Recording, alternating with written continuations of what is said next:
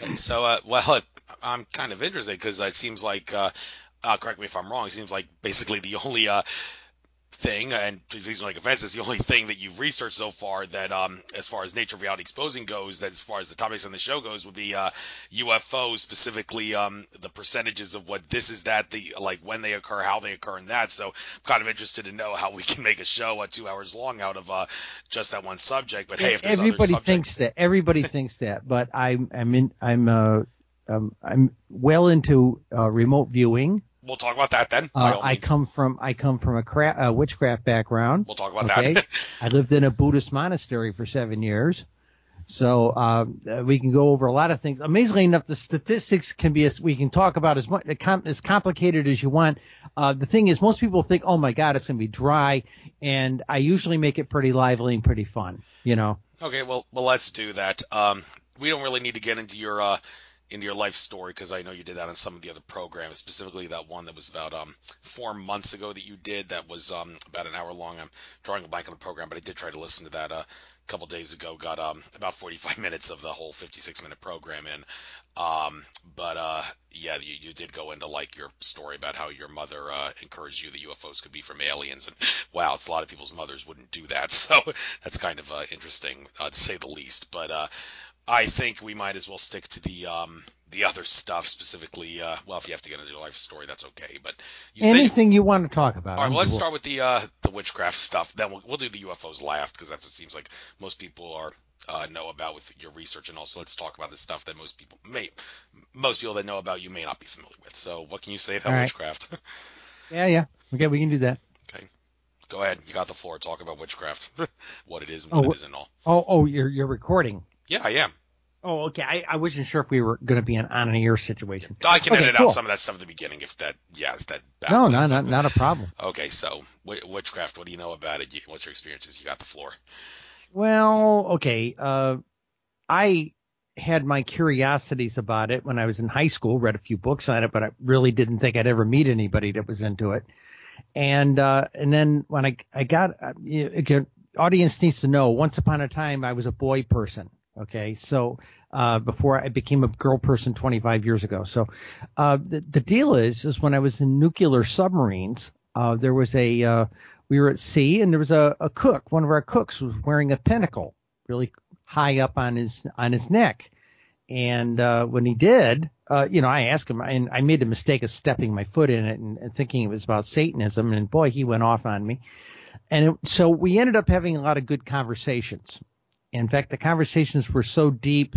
I used to have to, I'd get up to go in when they were working on doing the laundry for the officers, because if you sat down into the laundry area, nobody could hear what you were talking about. Okay.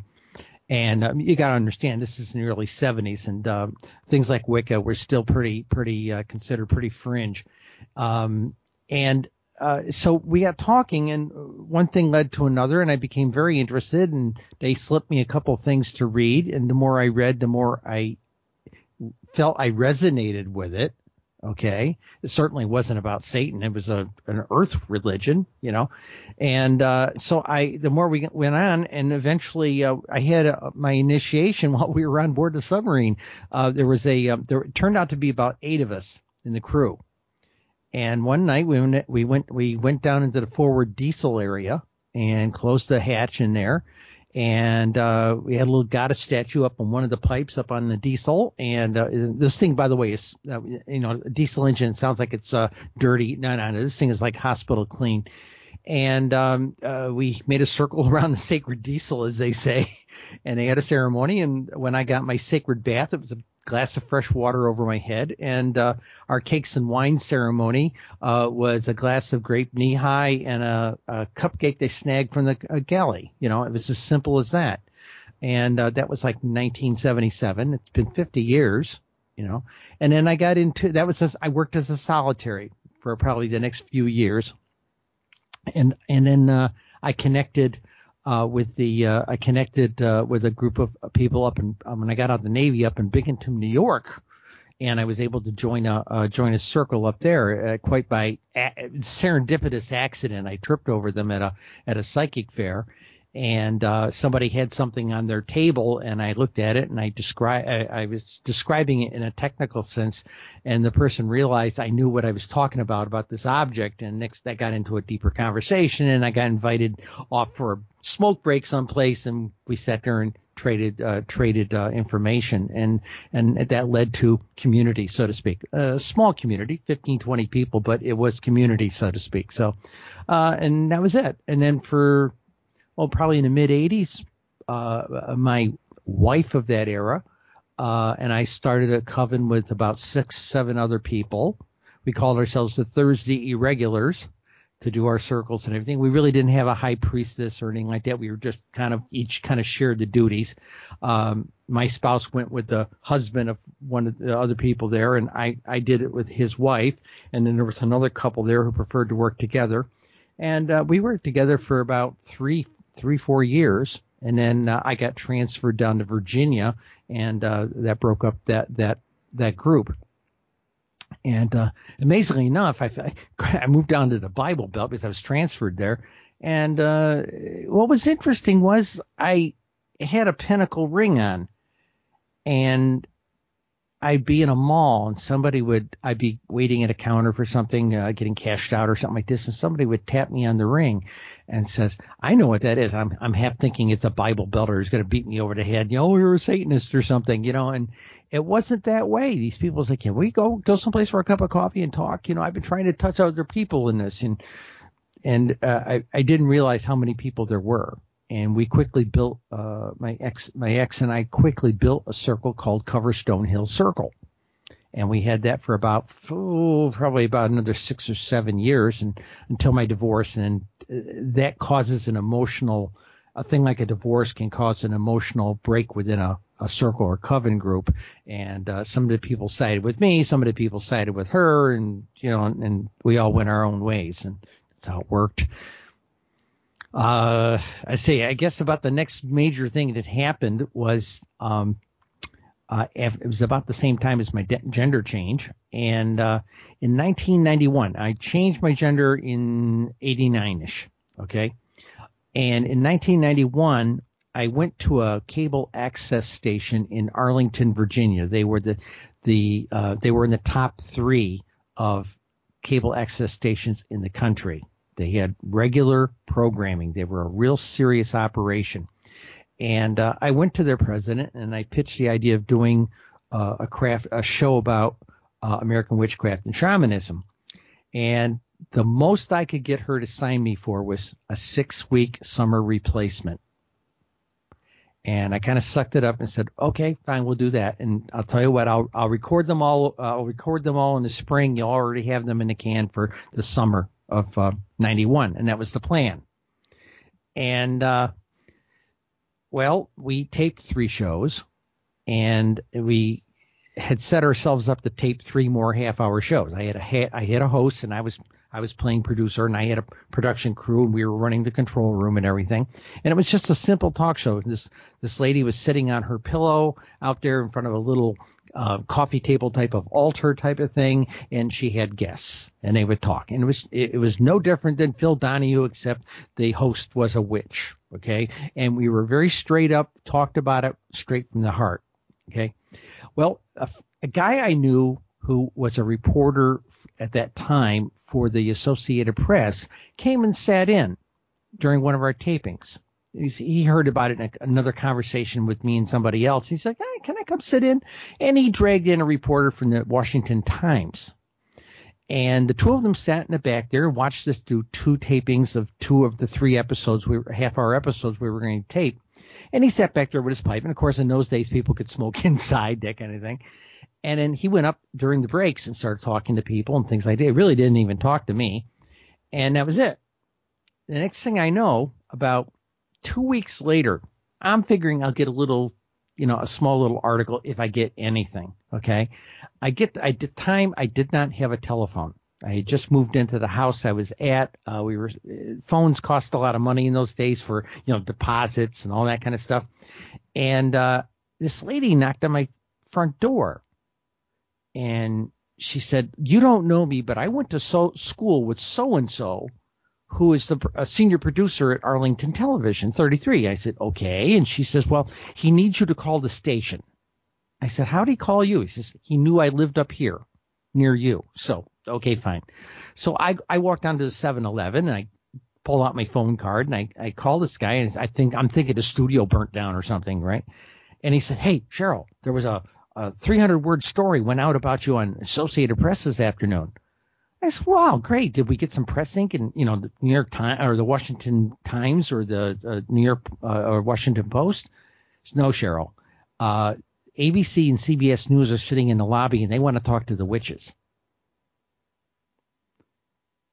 And that kind of blew us all away. And I said, well, where I lived in D.C., the D.C. Beltway traffic, something that's a half-hour, 45-minute drive on the Beltway on Sunday morning is a 2.5-hour drive during traffic at rush hour.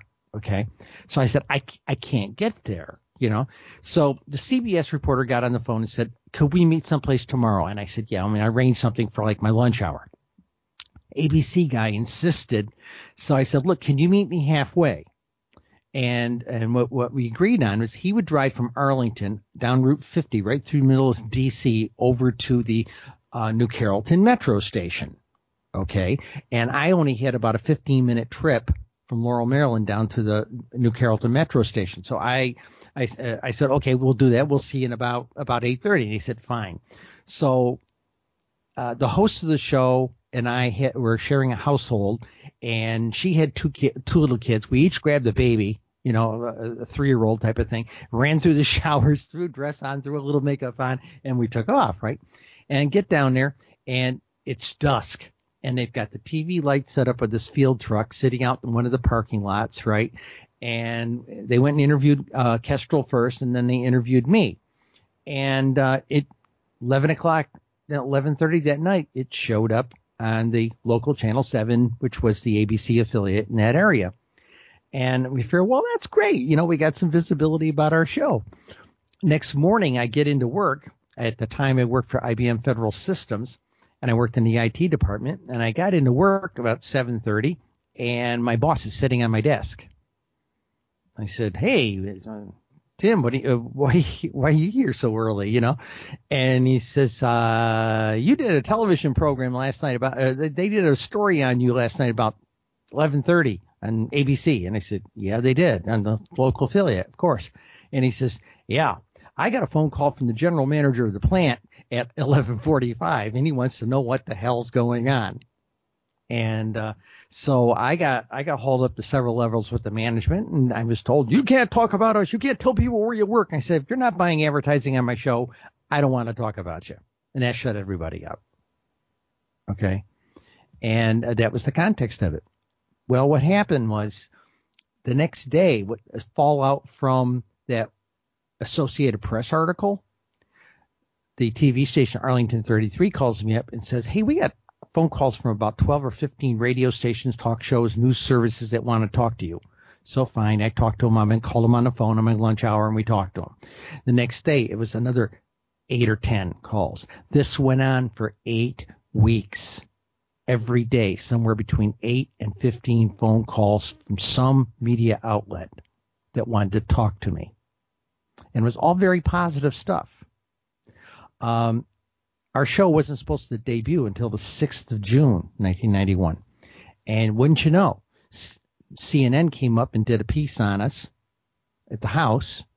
And next thing I know, Larry King's people are calling us up. They sent a limo up for us, and they want us on the night our show was debuting. And from there, it just mushroomed. About a week after Larry King, the president of the cable company, calls me up, says, come on over, talk to me. And she says, well, actually, let's say the cable station. I want to make a clarification. The cable company is an entity, and the cable station was a separate entity, a subcontractor. She says, well, we've had the cable company yelling and screaming at us because there were people protesting your show, and they were cutting off their service. There's this protest and everything. And I said, okay, fine. And I said, I have First Amendment rights. And she said, we support those. You're kind of protected from a religious freedom standpoint and from a media standpoint. So you're doubly protected, she says. So then she reaches over and hands 2 pieces of paper to me. I says, what's this? It says 2 13-week contracts. Remember, I couldn't only get a 6-week contract with her as a summer replacement. And in all, we kept getting these 13-week contracts, and we ended up producing in excess of 65 episodes over about a 2-year period. And we did probably 80. The official number we quote is 80. It's like 88, 90. It's 88. 88 domestic and international interviews to put a positive, the two of us did, to put a positive view on American witchcraft. And these days, almost nobody in the modern quote millennial generation even knows that ever happened. Well, that is a very unique story there indeed, about witchcraft and all, and that was kind of, I guess, before my time, me being a tiger in the Chinese zodiac, born in '86.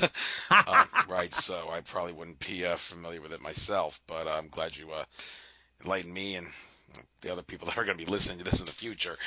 So I said I'll be doing UFO stuff last. What else besides witchcraft did you say that you can talk about? What was that other subject? Okay. Actually, what happened thereafter was. All right, go ahead. Continue with that. Oh, it's important. Okay, what happened? I was under kind of an injunction from my first spouse. It was a condition of my separation that I was not allowed to speak on the topic matter of transsexuality. I was not allowed to write on the topic, write and publish on the topic, and I wasn't allowed to be in leadership of like a local club or something like that associated with it. The family, both of our families were trying to put me under a rock for all intents and purposes. Everybody wanted me off everybody's radar. And of course, when I abided by it, I didn't talk about transsexuality, and it never came up during the course of my, I was just a prim and proper lady when I was producing my TV show. And both families went absolutely bananas when they saw me on Larry King. And they were up in upstate New York, and they were saying, I got a phone call that said, why, we thought you were supposed to go under a rock, you know? And I said, I'm not talking about transsexuality. I'm talking about my faith. What's the problem here, you know? And of course I was banished for another 10 years, you know, blacklisted. Well, that's not the right word. Black sheep of the family kind of thing. So during that time, I just spent my time working on that show and working. I was producing plays in community theater and that type of thing. I've written about 30 plays. I've had almost all of them produced at some point or another. One-act stage plays. It's a unique form, sort of like writing for television, 35, 40-minute shows type of thing. And I won awards, had my shows done overseas, had several of my plays translated into other languages, but you've never heard of me. And that's okay. You know, playwrights are like that. You never hear about the person who wrote the story. It was about 94 time frame.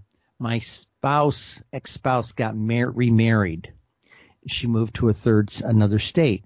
So now we had a 3-state paradox. I was in Maryland. We had been divorced in Virginia, and she now lived in North Carolina. No judge was going to uphold the order to me that I couldn't talk about myself and talk about the transsexuality aspect. So I got back into talk radio around that time. First with an afternoon zoo show that I became a regular on. Regular comic on, and then a bunch of us that were regular comics went off to another radio station and started our own show. The show was called Working Girls with Frances and Cassandra. Now here's the premise of the thing. Frances was this very big, buxom blonde, and she had cleavage you could hide a can of Mobil 1 in. Okay, it was big. She was big. NASA had to build her bras, kind of thing, you know. And what was I? I was the straight man in the comedy formula, but I was billed as the bionic woman. You know, I was the one that all the surgery and all this stuff, we can rebuild her, that kind of thing. And so that was our hook. We won a whole bunch of broadcast awards down there in DC, which was really cool, and we got picked up later, but after a couple of years, we got picked up by a 50,000 watt station, and it was a strange adventure. And then about the time I left that show, and not by my own choice, the marketing people at the 50,000 watt radio station came to the full cast of the show. By that time, it had grown to 5 women, and the how do I want to say it? It's the sales lizards. That's probably the right word I want to say. Came to them and whispered in their ear. Now remember, I'm a 33% owner of the show. Okay. And they went to the other women and said, well, if you lose the transsexual person, we can probably get you syndicated. It'll be more normal, And I got pushed out of the show. And so fine, I was off out of the show, and that's fine. It was about the same time I was found by a Buddhist Lama, and he picked me out of a crowd of 150 people and said, I know you. And I became really tight with this guy. And I ended up becoming a Buddhist nun, taking temporary robes as a Buddhist nun. And that's how I went to work at Lockheed Martin for 7 years, dressed like the Dalai Lama with the buzz cut. And that's how I went to work at corporate headquarters. Talk about a diversity statement. We pushed the diversity policy to the bloody limit, But about that same time, in 98, this is about a year later, general manager from the old business talk station where the Working Girls had debuted called me up on the phone and said, hey, our bell just went off the air. And it's sort of leaving a hole out there for the paranormal topic matter. And I said, oh, really? Yeah. And they said, yeah. And we were wondering if you could do a show like that out of our studios for the Business Talk Network. And I said, yeah, I suppose I could. And they said, everybody in our management thought you could too, so, okay, let's do this. So we put it together over about 2 weeks, and we launched in December, I think it was like December 2nd or something like that, 1998. And I ran through 2001. And then I had another opportunity in New York State. So I went ahead and left DC, and I left that station and all that sort of thing. And that was the context. But during that whole period of time, I was doing this paranormal talk radio show. I'm a Buddhist nun, and amongst the nuns at the temple I was at, I was assigned to, didn't approve of me being on the radio, and they tattled when the Grand Lama came to town. And so one day I'm driving this guy around. I'm his duty driver. I'm driving him to all his appointments, and we're in this long 8-minute light. And out of nowhere, he says, so I hear you, he says, so I hear you have a radio show. I said, yes, I do. I'm thinking, okay, he's going to tell me to get rid of it or something. And he says, oh, if Buddha was alive, he would have a coast-to-coast radio program too. He'd be just like Larry King. He says, I want you to do it. Do they know you're a nun? I said, no, they don't. Tell them. And from there on, nobody gave me any crap about it. And that was it. I ran my own little, he assigned me to, after I got done with that radio show, about 2002, he assigned me to a center up in upstate New York. And he said, when he gives me the assignment, he says, we're going to send you to your mountaintop. And I said, what do you mean? He said, well, we're sending you to a little mill town in upstate New York. And I ended up in the southern tier of New York, in Corning, Elmira area. Corning, New York is where they make Corning glassware. And I ended up there in a small center, and I was the manager of it. I ran the thing. And so I was the chaplain for 4 regional hospitals and all that sort of thing for Buddhism, or Orthodox Buddhism. And that was my life up until about 2003.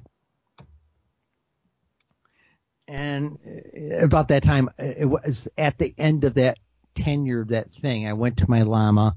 I said, I had a certain kind of a realization during my meditative work and everything. Now, understand, I've been a nun at this point almost a little over 7 years. And he said, what is it? And I told him what had happened, what the realization was. And the bottom line was, I said to him, I'm no longer qualified to be a Buddhist nun. He says, you're correct. He says, okay, why don't you go back to yogi robes? So I changed the type of robe. Actually, what it really meant was I was going back to civilian clothes and that sort of thing. And I could have a spouse. I can answer whatever question you want to know about that. Oh, well, on the issue of, well, you've gone through some unique life story. I guess, first of all, I owe you an apology for saying we don't really need to go through your life story because you did that on some other programs. I'm actually glad you put some of this stuff out. Because it This does is set the different. tone. So, yes, this is different. And but since you have flat out admitted that you've gone through changes in life in more way than one, out of curiosity, have you noticed any significant changes in your life, not just through the sex change, but also, well, if you don't want me to know, then don't tell me. What was your name before you changed your name to the feminine name Cheryl? I'm not going to tell you. Okay, that's fine. But the reason I asked that is because I follow numerology very closely, and one would they do a certain numerology that if you go through a name change, then yeah, the numerological effects of what your name symbolizes is going to play out in your life. So do you think would you be willing to say that yeah, there is some truth to that based on the like the name change that you had to go along with the other changes that you've had? Did your life change significantly by changing your name? Yes. Really? Okay, so that validates the whole numerology thing to it. That I, does. let me put that in a nutshell for you. Okay. Okay. What's his name? Never could get his work published. Never could get anything really going, so to speak. And it everything that I've published, everything that I've produced on a major scale of my own creativity came out of my feminine heart, and after I changed. It set my potential free, as one of my therapists made a point of saying. And had you chosen a name other than Cheryl, you would be a different person now than you are. Yeah. Well, that's a little complicated. Okay. Yeah. In the craft community, after I changed, my craft name was Cassandra. I was referred because I was of a certain rank. I was called Lady Cassandra, and there was one point there where more people called me Cassandra than called me Cheryl. But the only people who called me Cheryl was the IRS and my boss. Everybody else called me Cassandra, and that's all through my really high visibility witch professional witch phase, as they say. And everybody outside of work called me Cassandra, or Cassie or something like that. And then when I became the Buddhist nun, just before I became the Buddhist nun, Holiness came to town. This was the head of the Tibetan Orthodox tradition, and he came to town and he gave me my Tibetan name, and it was Tashi Dorje. And Tashi means auspicious. Dorje means thunderbolt. Auspicious thunderbolt, and that's an incredibly androgynous name for a Tibetan, for somebody to be given a Tibetan name. Most other names are very different. Okay, when I was actually ordained a nun with formal, permanent vows, as they say, I was given a completely different name, which essentially translated to Moontara, which was quite unique. One, it was feminine for one point, and two, that it was a very highly celestial name, which they don't traditionally do. And so, again, I've had many, as my closest friends will tell you, I've lived under many names for many years. Well, a name is a rose and only smells as sweet as you are. That's what it all comes down to. But moving on, looking at your, this is your official blog, Syracuse New Times. That's an official website of yours. Well, it's actually the newspapers, but that's my official blog. Yes, I've been writing it for 4.5 years. Oh, okay. The category blogs, New York Skies UFO blog. That's the full address. Okay. So I guess I could use this as a guide throughout a lot of the show here. So, this article right here, the first primary article here, UFOs in the illusion of money. Well, when it comes to UFOs, if you're talking about aliens and UFOs and money, well, a lot of people are familiar with what Alex Collier's been saying since the 90s, that we are the only civilization that he knows of anyway in the cosmos that actually uses money. What a bummer. So as far as UFOs and aliens and money goes, they would be like, you Earthlings are so pathetic using a tool like that for energy and enslavement. That's only going to screw you over in more ways than one. So, well, that's what I'm saying. The aliens would assert, but the article doesn't talk about. Okay, that. I figured. Yeah. So, it really talks about, there's a big complaint here. Oh, there's a convention or something like that, and there's always people who plead poverty about it, or when I was out promoting my book, and they're saying, "Oh, you're just trying to make money," because I encourage my book is a technical reference book. It's a reference book like you'd find in any other reference book in the library, in the reference section, the ones you can't check out, like a census report or a standards of chemistry or something, and it was designed to be a reference book. It's purely data. You don't curl up with this book in a nice chair with a cup of tea to read this thing. It's got all the charm of a bank ledger. But if you're interested in doing research and things like this thing's got the secrets of the universe as far as sightings are concerned, And so there were a lot of people throwing stones. Oh, you're just trying to make money. And I said, wait a minute. And there's other people who speak at these conventions, and they get the same stones from, oh, you're making a living on the UFO stuff at these conventions. And most of us barely break even, or we end up in a hole after going to one of these things. Okay, I mean, yeah, granted, to give us a small honorarium, they put us up in a hotel, and they have us come and speak and everything like that. But we're pretty cheap labor when you think we're there for a week, and everybody's got owns a piece of us while we're there, And this is kind of what I talked about in the article, is that everybody seems to think we're just all living high in the hog doing these UFO conventions. Now, maybe a headliner like George Norrie or somebody like that, or Stanton Friedman, maybe makes a much bigger honorarium than I do. But everybody's got overhead, handlers, things like that, So in the end, it really isn't very much. And the people who put these conventions on, they have a lot of upfront costs for everything from reservations of these convention places, the convention halls at like hotels and things. The deposits on those things are staggering. Because a couple of us were looking into that here in New York State, because we thought about starting a New York State UFO conference. New York State does not have one unless you count the UFO festival in Pine Bush. But we really don't have a formal big hotel, lots of speakers convention in New York State. And there's a lot of us in the background trying to make that happen. Yeah, it does seem a little out of place that no such thing exists in New York State, especially since I had what's her name, Zimmerman, on my show to talk about all the Linda, hunts in yes. Linda Zimmerman, yeah. Why was I drawing a blank on her first name? Talking about that. So kind of strange, but there's quite a few down here in the Pennsylvania area. I've only been to the ones in Cherry Hill, which is in New Jersey, and of course, and the ones in the Langhorne area. But anyhow, moving on to some of these other subjects. Well, actually, something I heard in that recent interview you did, you said it kind of disturbs you that many UFO stories are like about crashes. Well, I'm interested to know, why would that upset you? I mean, if there's truth to life. No. Okay. Well, it doesn't upset me. It's just that when we were planning our book, there was the issue of what we were going to do.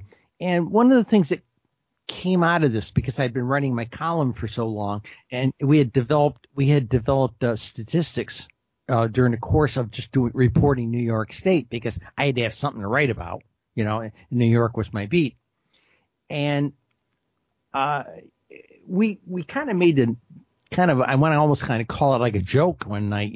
Says, yeah, it seems like all the UFO books out there is like an FM radio station, the best crashes from the 50s, 60s, and 70s. Because that's what all the books seem to be. And not all of them, I know that, but there was that perception.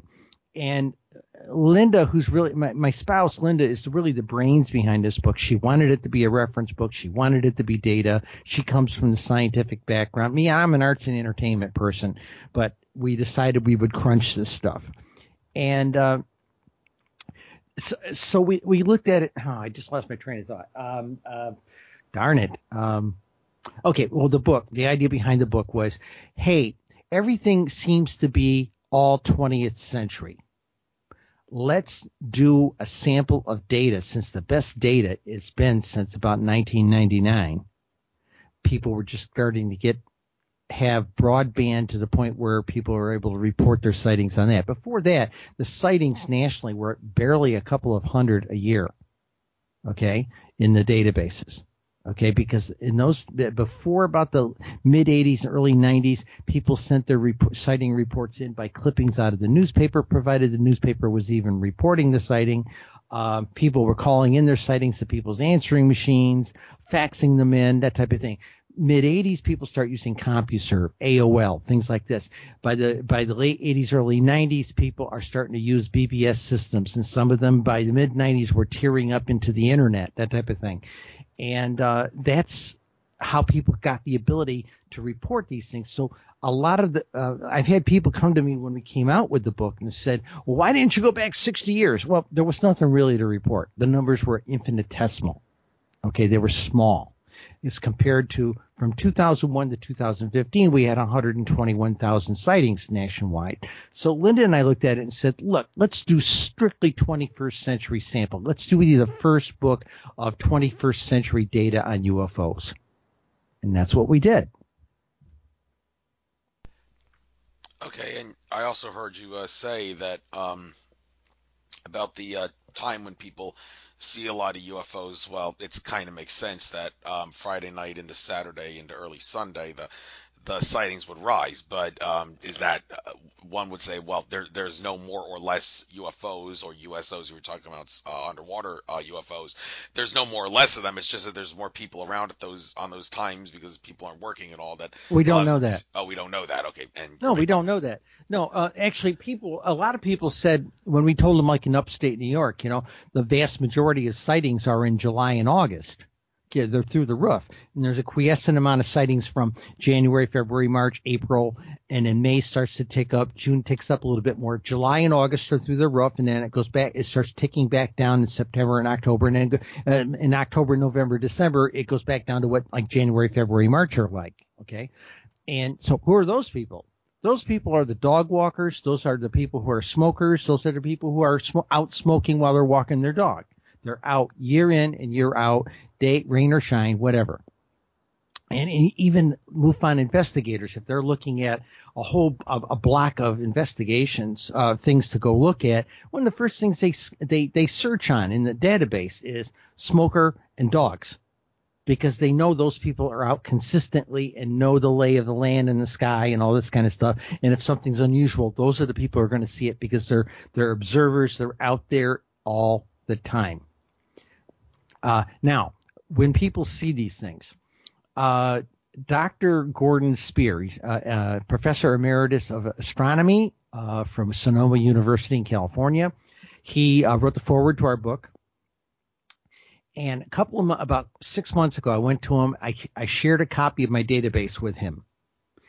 And I said, let's find out what time people see these things. Now, that assumption that, they're all on Friday and Saturday and Sunday type of thing, we didn't know that.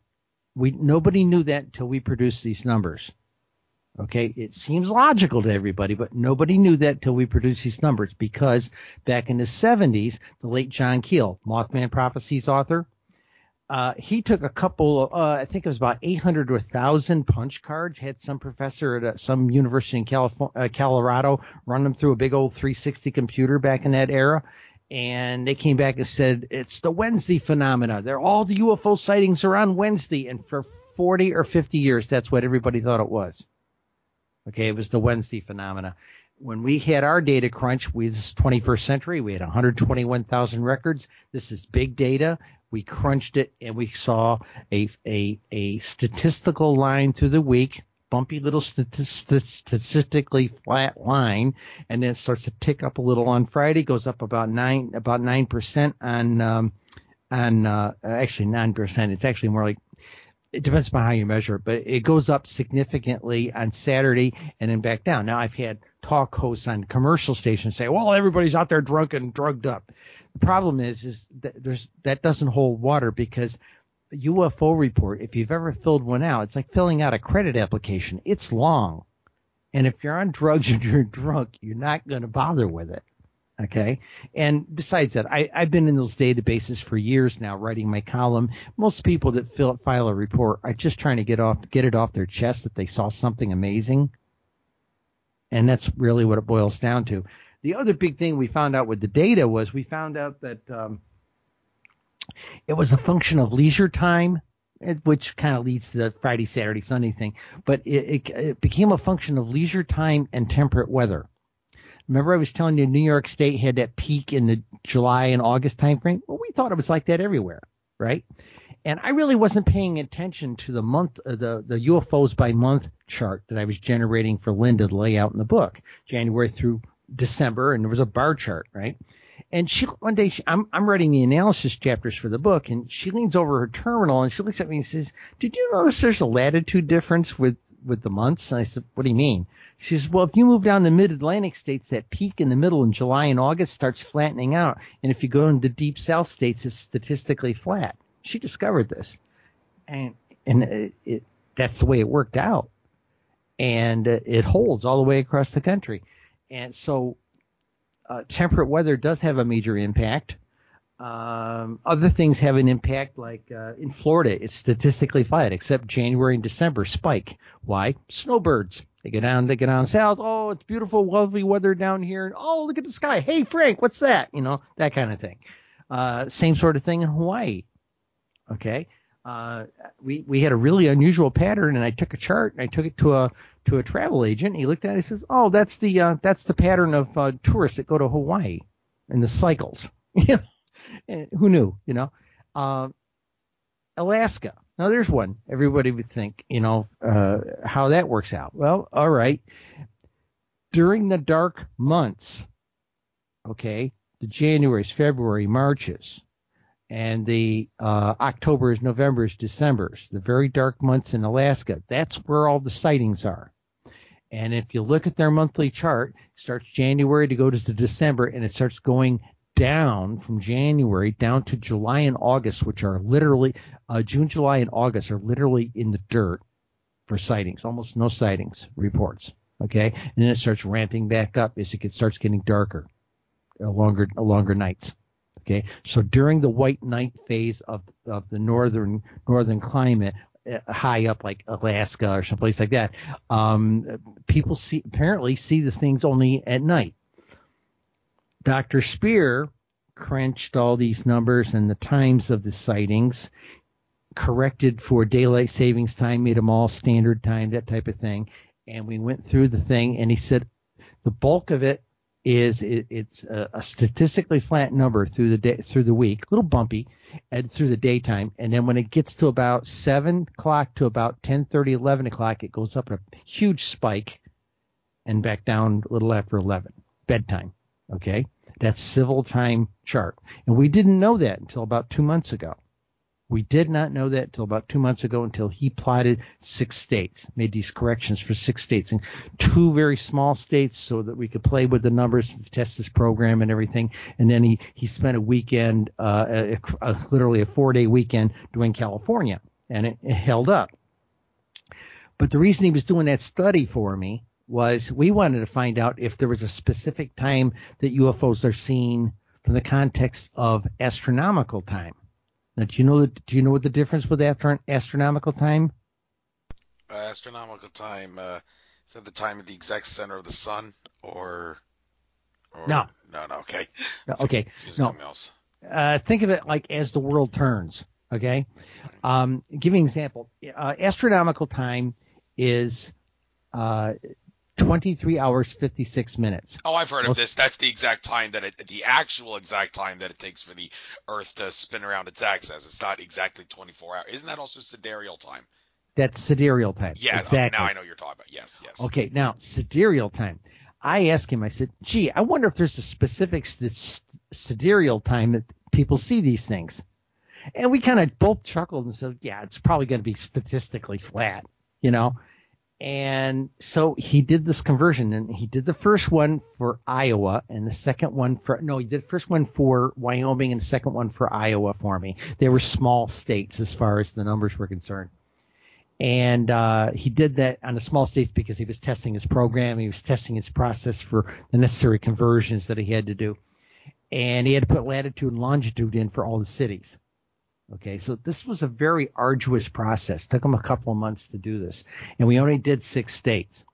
And the goofy thing was the time that people see these UFOs was about I'm gonna say this in clock time. It was about 6:30, a quarter after 6 to about 6:45 astronomical time, consistently. And that meant, and what was going on at essentially 1830, which is 6 o'clock astronomical time, or 1800 astronomical time, the galaxy is directly overhead. And that spooked him. He's a trained astronomer, and that spooked him. And, one suggestion, a bunch of us were talking about this over a beer, and somebody suggested, well, maybe there's a portal from the center of the galaxy coming here, and whatever state just happens to be under it or county happens to be under it, when they spit out of that portal, maybe that's what they're seeing. And who knows? Maybe that's as good an answer as anything. But we did this for 6 states, and the peak number was the 1800 time frame when the galaxy is directly overhead of that particular state or location or geographical location where the sighting is. Thank you. That's very intriguing, and I think it's not there's no such thing as a coincidence, so there has to be some meaning behind this. But for those that are a little confused about this, because since you seem to understand sidereal, so more enough to compare it with UFO sightings compared to other times, I'm a little confused on this. Maybe you can help me make sense of it. How exactly do we account for the discrepancy? Like the discrepancy that the Earth actually takes 23 hours, 56 minutes, and 4 seconds to spin around its axis, but our clocks go on 24 hours. How exactly do we account for that so we don't go off into some sort of big error where our time, the whole thing with the Julian calendar not taking into account leap years and all? Wouldn't you sort of have the same problem if you didn't account the extra 3 minutes and 56 seconds of time that our 24-hour clocks are doing, but the actual spin time around Earth is not including? So if you know what I'm trying to say, I'm not an expert. Okay, I'm not an expert on that aspect, but let me explain what the difference is for the audience. Yeah. If I had a star cluster, a constellation overhead, okay, directly overhead, and it's at it's like today, right this minute. Tomorrow it would be directly overhead 4 minutes earlier. Okay, so say it was overhead at 4 o'clock in the 4 o'clock in the afternoon, normal clock time. Okay, civil clock time as they call it. Tomorrow it's going to be overhead at 3:56. The day after that, it's going to be overhead at 3:52. Okay, 4 minutes earlier each day, so it's creeping back. Okay, the thing that kind of catches up with that, though, amazingly enough, is the time that like when the sun rises and sun sets at all these megalithic type of things out there. The ancients had it right. They did it based on the real time, and there was a pattern that was calculatable and everything like this, and so their time is correct, okay, because they're following the movements. Our time is not, because we're mechanically forcing it. That's why they have to put leap seconds into it and things like this. And we have to make certain adjustments sometimes. Ideally, we should be running on a 28-day calendar and have 13 months based on our moon cycles. Okay, that's what we should be doing. And in fact, one of the jokes I used to have a poster in my office, visit Ethiopia, where we have lovely weather 13 months of the year. Okay, and the idea of it is because they follow the moon cycle. Okay, so that's the deal. But the thing with the sidereal time, let me give you a little history on where that came from. Back in the 1930s, Bell Telephone had the way they did their transatlantic telephone calls was done over shortwave radio. Okay, and they were getting unusual interference at oddball times of the day, and there was no predictability to it. So they hired this radio engineer by the name of Carl Jansky. In fact, in terms of like the SETI people, if they hear a high noise signal coming from the stars, they measure it in something called Janskys. Okay, and in fact, if you watch the movie Contact, she refers to it. Oh my God, it's so many Janskys. You know, that's what they named that measurement after him. Well, he built literally one of the first sort of radio telescopes. He had it on Model T Ford wheels. He made this antenna for about a 30 megacycle, which is a shortwave band frequency antenna. It looked like a big chicken coop is what it looked like, you know, the structure for a chicken coop. And he made adjustments and everything and tracked this stuff. And he noticed that at the end of his study that this interference was coming. It moved, and it was 4 minutes earlier every day, and he didn't know what it meant. And some people read his paper when it came out, and the astronomers all said, well, yeah, that's sidereal time, you know. And so that's how that all kind of relates into things.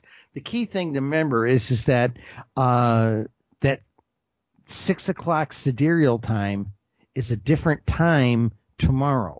It's 4 minutes earlier, and a different time the day after that. It's 4 minutes earlier than it was yesterday, you know, and so it keeps creeping around.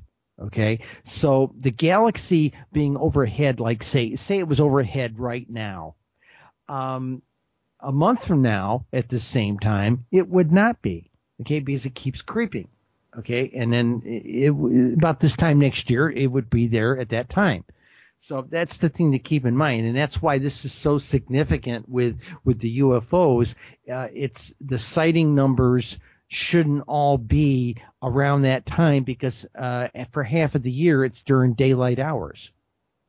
Okay, that 1800 sidereal time. So this is a really spooky, and both of us have used the word spooky. This is a little on the creepy side because if it had been just, you know, random sightings, misidentification of airplanes and nuts and kooks and all that kind of thing, all of this stuff should have been just statistically flat. Okay, it should have just all been bumpy across a little bumpy picket fence, and that's all it should have been, and that's what we expected. Okay, if all of this stuff was baloney, but there's something significant happening here. That's all I can say. No, I can't agree with you any further. Also, this whole sidereal thing, you point this whole thing about the times would be different. I was watching a video yesterday, Athen Shimenti, Mastering the Zodiac guy. He follows sidereal astrology, which is different from the tropical astrology. The former uses the exact fixed position of the stars. The latter, tropical astrology, uses the ecliptic, the path of the sun across the sky. And he actually pointed out that the full moon that we're having this tomorrow, it's listed at 8:38 a.m., but that's tropical astrology. Sidereal astrology would be at 9:14 a.m. So can you, by any chance, comment on that from an astrological standpoint and any other astrological things that you might... No, actually I can't. My understanding of sidereal time came from the fact that I'm a ham radio operator, have been since I was a kid. And I got into radio astronomy about 20 years ago.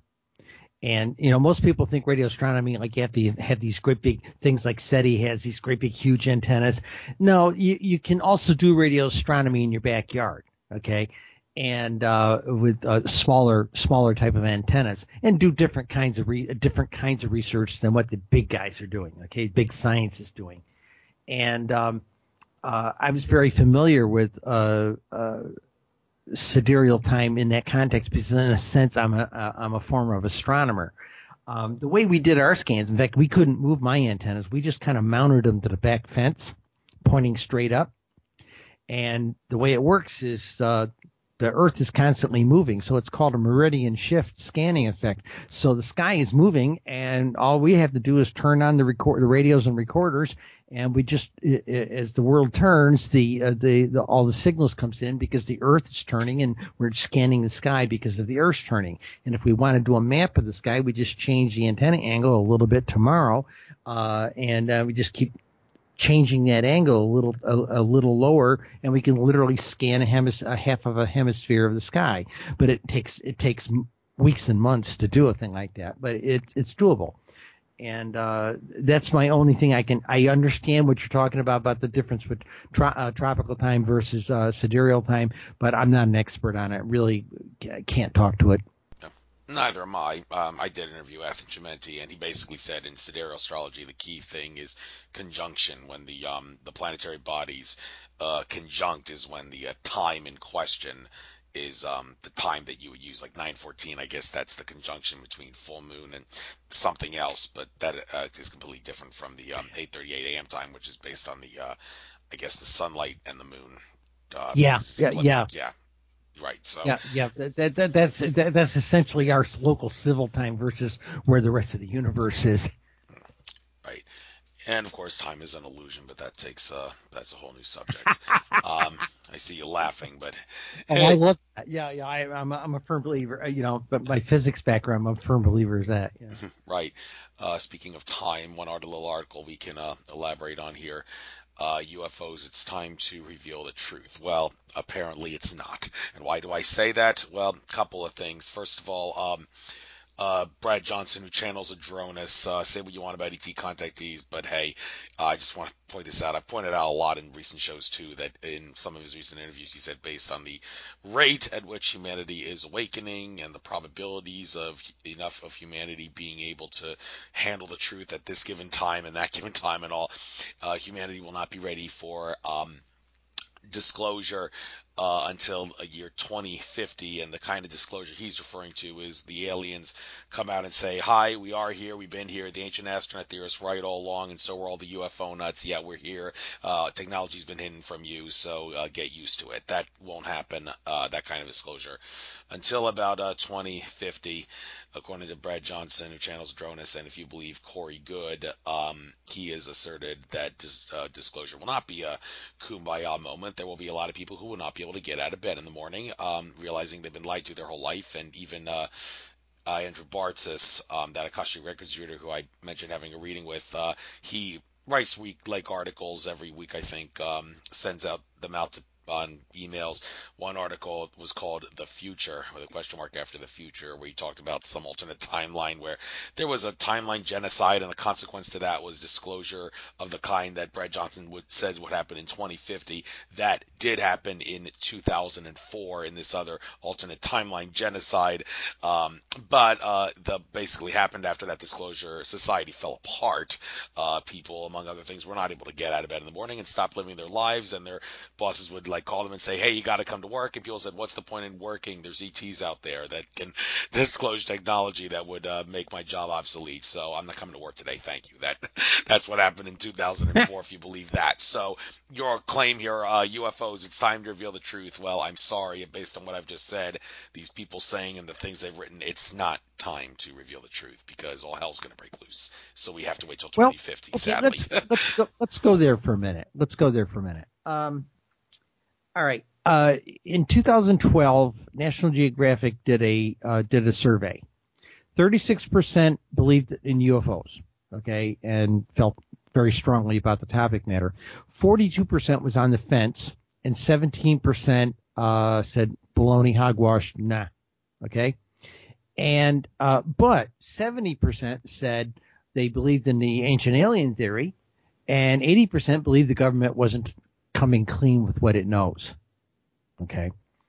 Now, there's a bunch of us. I would love to see a new survey done because ever since December 16th, I think a bunch of people that were in that 42% shifted over to that 36%.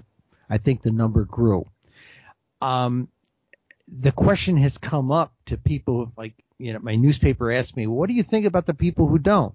Well, that 17% is still quite a serious number when you crank it back against the population in the United States. I would say we're talking 300 million people, 320 million people times 0.17. That's 17%. That's 54 million people. That's about the population of California. Okay, a little bit more than that, but it's about the population of California. That's a lot of people that are not going to be able to get out of bed, are going to run out and gas their kids and blow their brains out because they think the world's coming to an end, like in the War of the Worlds in 1938, 39, whatever it was. And but if it was handled correctly, I think a lot more people would say, "Oh, yeah, perhaps. Yeah, okay, it's good. Yeah, all right, fine." Are they going to eat? I've done surveys with my readership, and like the second biggest question in the thing is most people come back with an answer is, are they going to eat us? And that was the biggest concern. Are they going to change our way of life, and are they going to eat us? And so I don't know. Maybe that disclosure date's going to be out there another 40 years. Maybe it is. I don't know. I wrote my article on the idea. I think they need to come clean now. I really do. Thank you. Very well said indeed. And moving on to this New Year's Day article here, top U.S. Counties for UFO sightings. I'm dying to hear if Bucks County, I live in Montgomery County, PA, but Bucks County, which I'm right near the border actually, very well known for UFO sightings. It's where the movie Signs by M. Night Shyamalan was based in, and there's the whole they did at least one UFO Hunters with Bill Burns and such episode that was based in Bucks County. There's a famous case. Now you're in Pennsylvania, right? Yes. Okay. So is there any Pennsylvanias in there? I'm assuming it's Bucks. If there is. Or am I wrong? Oh yeah, give me a moment here. I can tell you exactly. I got the page right up. Bucks County, right here. Hang on, I got the wrong page. Bucks County. Here we go. Bucks County. During the 2001 to 2015 time frame, Bucks County, pretty significant. 397 sightings. In fact, Bucks County is number 2 for sightings in Pennsylvania, topped only by Allegheny County. Okay, that does. I guess that does make sense. And looking at some of these other counties that you have on this article here, the top 10 in America, no surprise that. Well, let me give you your Pennsylvania counties since okay. you've got a Pennsylvania audience. Okay, Allegheny County is number 1 in Pennsylvania. First thing, let's say it this way: Pennsylvania, state-wise, is number 5 in the country of 51. Number 5, it's in the top 5. Okay, Pennsylvania is 5,176 in that 15-year period. Okay, the top counties are Allegheny County with 477, Bucks County with 397, Philadelphia County with 336, Montgomery County with 282, Westmoreland 212. There is an unknown county, and I'll explain that. Bring me back to that in a minute. They had 201. Chester was 197, Lancaster was 194, Berks County is 181, and York County was 165. That's your top 10 in the state. The top 5 shapes are circle of light, just a big light in the sky, sphere, fireball, and triangle. Yeah, interesting. It seems like maybe your geography is a little rusty, but I think most of the counties you mentioned there are in the bottom right corner of the state in the Philadelphia zone, and not in the western part, like in the Pittsburgh zone. It's any idea why that would be the case? Why are they more drawn to the Philadelphia area of the state and not the Pittsburgh area or the? I don't have a clue. I don't know Pennsylvania. In fact, I was hoping some Pennsylvania researchers would take a look at that. I saw that trend as well, and I was wondering what that was about, especially considering the fact that we have in New York State we have a thing called the Lake Erie effect. Okay, and a huge amount of sightings out around Lake Erie. And I was always wondering whether or not that was a significant issue for Pennsylvania. But again, it would take. I've encouraged a lot of people in some of the early articles I wrote about the book. I said, this is really. I've done the heavy lifting with the crunching of the numbers.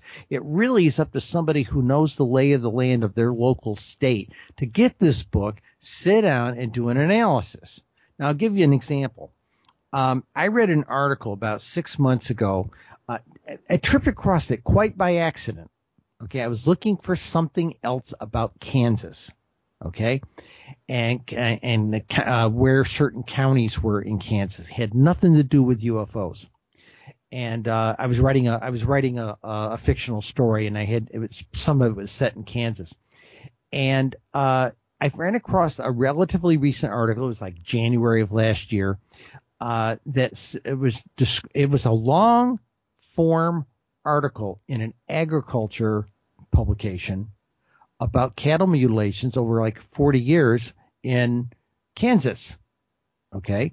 And the article went down about all the losses to the farmers and the weird phenomena and all the different sheriffs that dealt with these different counties. And it just listed out a number of them.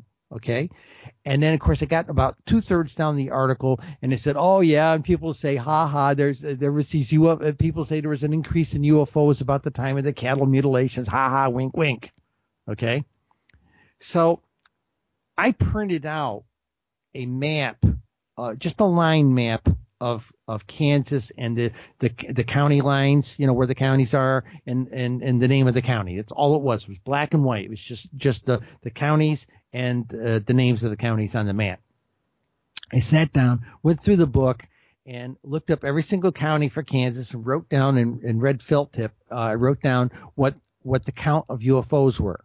Okay. And then when I got done, I took a yellow felt tip, and every county that they mentioned that had these cattle mutilations, I filled in that county with a yellow felt tip. Well, most of the counties in Kansas had an average of no more than 0 to 5 sightings. Okay. But this little T in an upside down T pattern of about 15 counties, 12 counties, in the center of the state, mostly rural. They were all rural counties for the most part. And they had all the sightings they were where all the cattle mutilations were, except, there was a cluster up by Kansas City, but that's a huge population base. These were smaller rural counties. And, I sent a copy to the agriculture magazine, and they flipped. They absolutely flipped. So, like I said, it takes somebody who's from the state who knows the lay of the land to take these numbers and maybe make some sense of them. And would you like to know something about the top cities in the United States? Sure. And I would have to say Los Angeles has got me number one, considering it's number one in the. Well, actually, I'm interested in here. What I thought isn't Los Angeles in Orange County, or am I? No. Okay. No. Okay. Okay. We have L.A. County. Okay. L.A. County. In fact, if you watch the old Dragnet, that the police department was there to protect the city of L.A. in and for the county of Los Angeles. Okay, so the county of Los Angeles is a pretty big place, and they are the number one county in the country for UFO sightings, 3,212 sightings.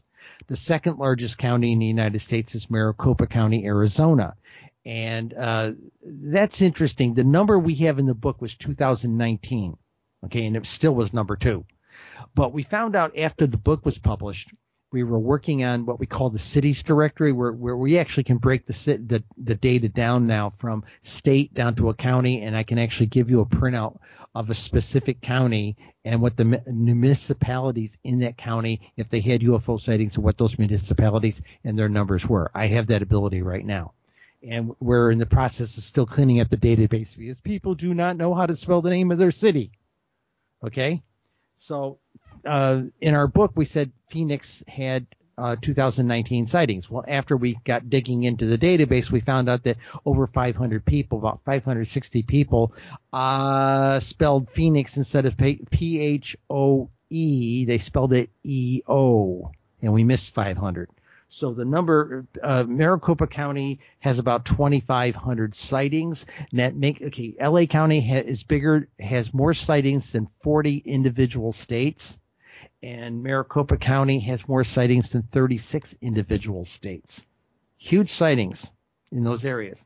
Second largest county for sightings was Cook County, then San Diego County, King County in Washington, Orange County in California, Riverside County in California, Clark County in Nevada. Now, there's a sore point.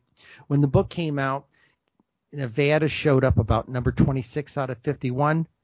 I got a lot of hate mail from Nevada. Oh, we got more UFOs. Okay. To their credit, as you can see, Clark County came in number 8. Okay.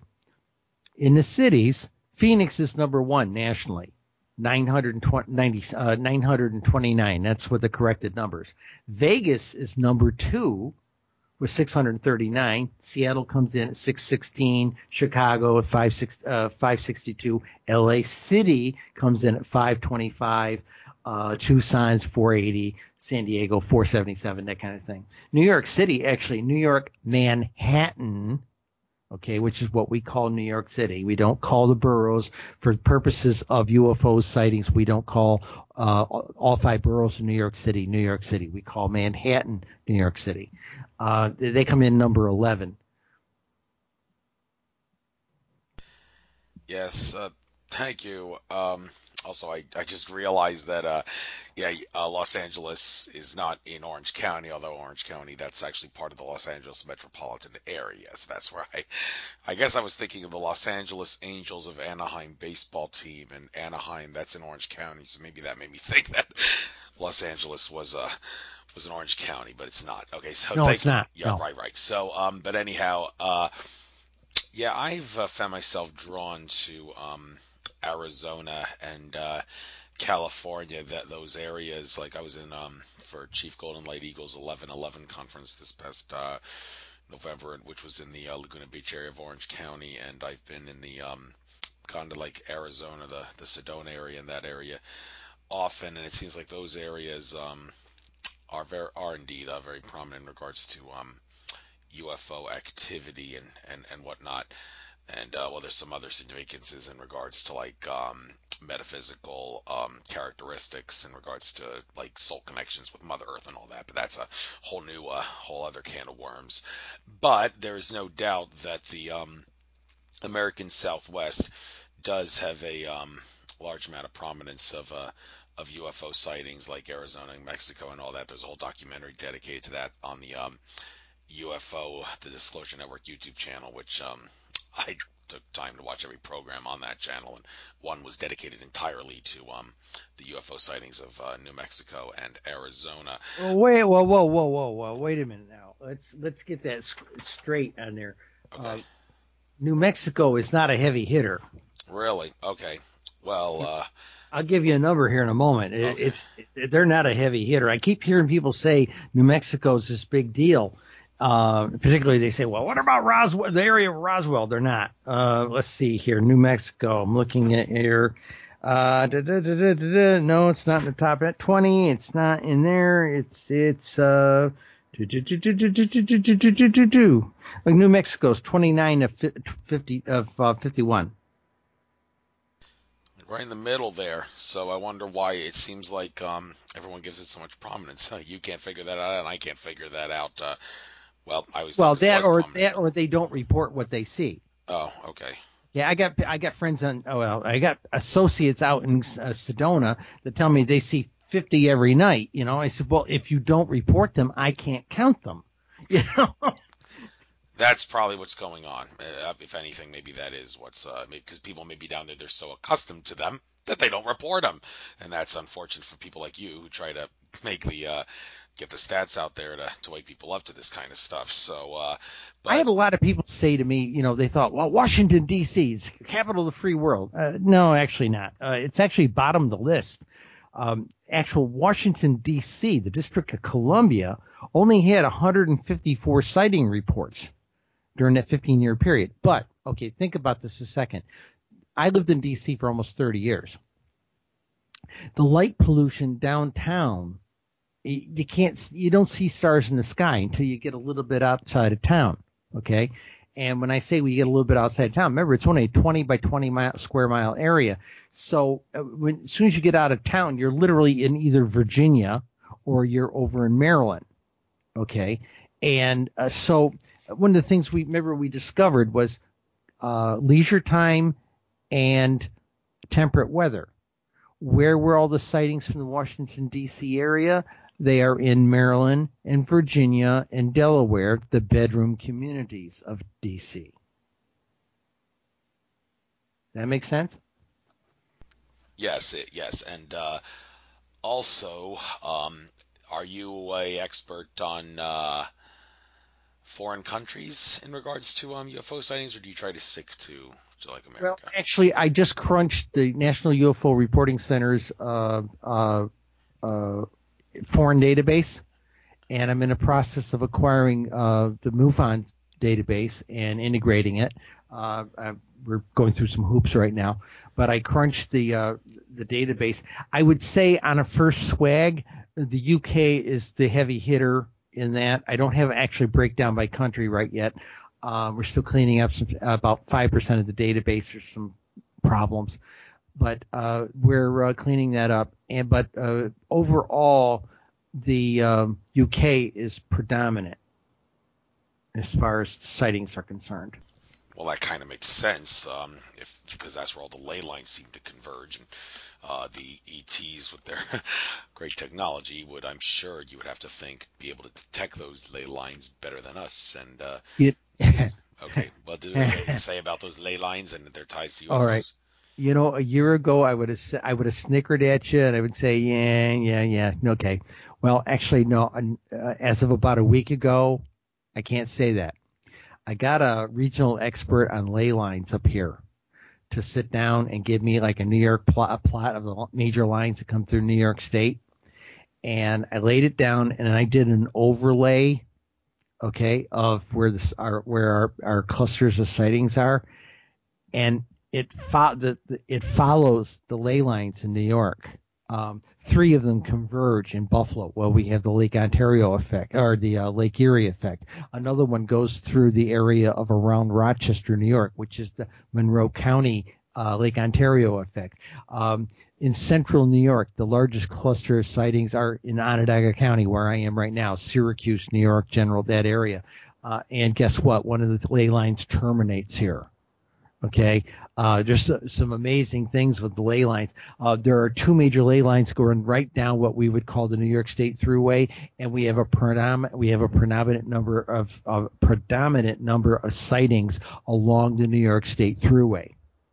Okay, and so a year ago I would have told you it was baloney, but right now I'm starting to become a believer here, because I'm just being blown away about where all these clusters are forming and on what ley lines are forming on. And what about hot spots in regards to geophysical activity? It seems like every time there's a volcanic eruption going on, there's UFOs up there as well, near the eruption zones. So, okay, the volcanoes, what I've seen with them, and this is just a personal feeling, I think they're monitoring them because it's something. I think they are concerned. I think the aliens are kind of like shepherds, and they're watching out for us. Okay, because we're still rather backward people, and I think they're looking out for us. So I remember a few years ago, about 10, 15 years ago. Remember that volcano was going off in Iceland? It just suddenly erupted up there. Okay, a couple of years back. That. Yes. Okay. Well, they were shooting some video of it. One of the foreign news agencies and the morning talk show was shooting video. Oh, yeah, wow! Look at the eruption going there this morning. And off to the side, they panned into something sparkling there, and it looked like a ship shielded all the way around it. It looked like there was a glass box around this thing that was hovering there at the edge of the volcano's eruption, just outside of the smoke and vapor going up. And they said, "Oh my God, a UFO!" And this thing couldn't have been more than a mile from all the hoo-ha that was going on. And So I think they're watching these things on our behalf. I think we're being shepherded in that regard. Now, let's talk another geophysical point. Have you ever heard of these magnetic mountain things? There's 88 of them on the planet. 88. I've never heard anyone say anything about being 88 magnetic mountains, so this is new to me. You can Google them. Okay, what they are, they're a magnetic anomaly. We've got one here in New York. It's in Yates County. It's called we call it Spook Hill. Other states they call them other things, and they're international. Okay, you can drive up this thing, go up the hill, come back down the hill, stop the car, put it in neutral, and it will pull your car back up the hill.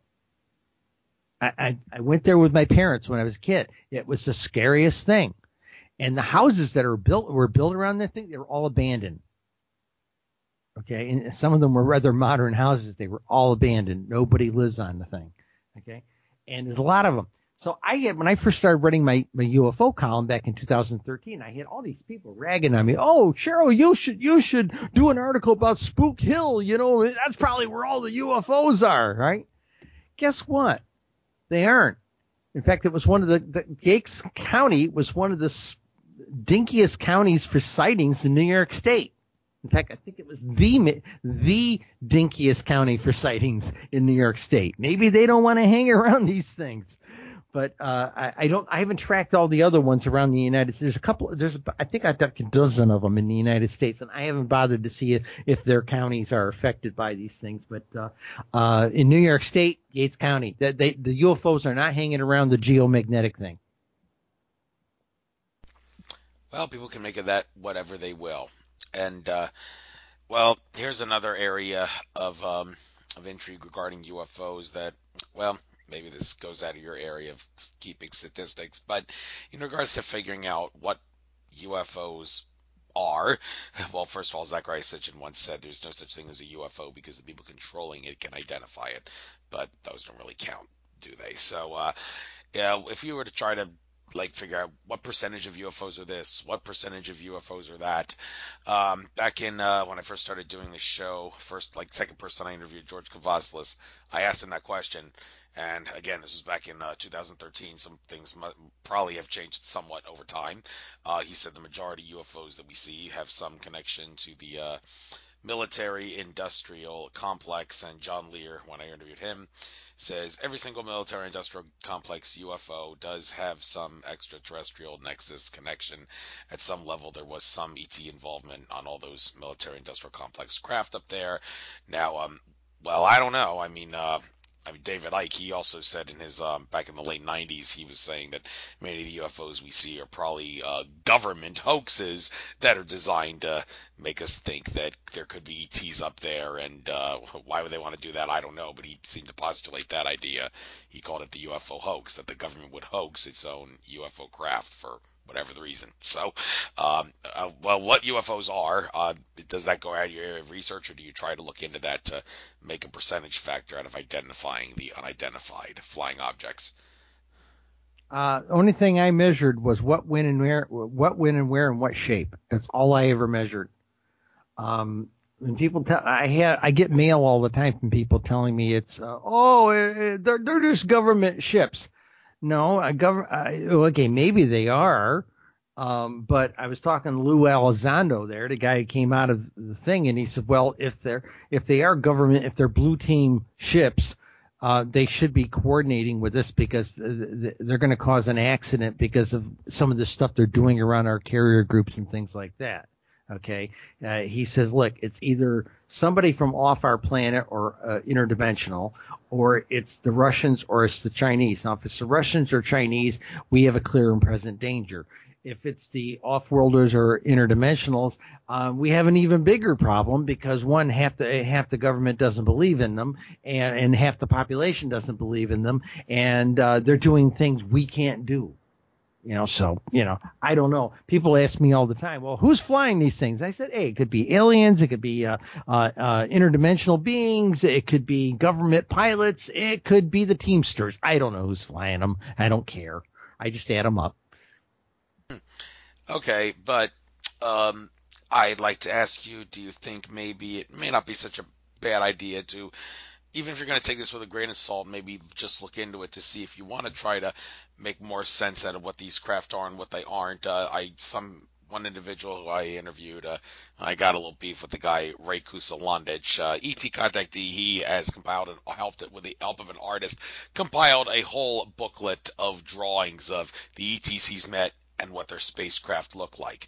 Now, one would hear that and think, oh, so if someone sees a UFO craft, it wouldn't be such a bad idea to look in this book that Ray Kusalanich and his artist friend have compiled to see, okay, this craft must belong to this group of ETs because, well, this is what the book shows anyway. But of course, the subject of contactees is way too far out for a lot of people. But like I said, why not at least look at this to at least try to find the truth regarding what these craft are? It's one of those, you got nothing to lose and everything to gain by at least looking at the book to see what the craft would look like and comparing it with the ones you see up in the sky. So, do you have any comment on that? No, actually none. I have a joke I use when I do presentations when people ask me about, people who don't believe in them. And my remark is something to this effect. I say, well, some people wouldn't believe a UFO, a Closnian Jaka class scout ship cracked up in the mall parking lot. They wouldn't believe it even then. And after I made that comment at a convention, I had 60 people come up to me and says, you know about Closnian Jaka class scout ships? Have you ever seen one? And I said, it was a fake reference. Okay. It was a reference that I used to just put a name on it, to make it seem real, but, I don't know. I don't know what ones are associated with what people or what off-world species. I read something yesterday that said somebody said there's like over 200 species have been here. I'm not good with that number, but I had read other papers out there that said at least 6, if not upwards of 60. And if you put any weight in the Blue Planet Project book, I'm not sure if I put any weight in it, but they said 60 species have visited our planet. Okay. All right. Maybe not. I'm comfortable with that number of around 6 to 10 based on certain things that people, the reports of things that have been made for almost 200 years. I'm comfortable with that, but, I don't know who's flying them. I wish I did. Okay. The only guy who really claims he knows who's flying them was Billy Muir, and nobody believes him anymore. So, Where are you making that assertion that nobody believes Billy Meyer? Why? Well, I wrote a positive article about the guy, and we were buried in hate mail. All the trolls came out of the woodwork. So my editor and I decided we're just not going to ever write on that topic again. Yeah, I mean, and he may be the guy that has his finger on the pulse of the UFO of the aliens, the Pleiadians, and all that. He may have his finger on the pulse, but there has been so much pressure on anybody, those of us who have been writing about this stuff and things like this, to not write about him. That we're just not going to write about him anymore. You want to see Men in Black kind of thing? There's your Men in Black story right there. We have been pressured not to write about him. From my standpoint, boy, somebody protests too much. They've gone out on a limb to try and make this guy look like he's a charlatan. Okay? And in the back of my heart, I still give the guy the benefit of the doubt, because I've seen some pretty amazing pictures, and people say, well, he faked them all. I says he's a one-armed guy.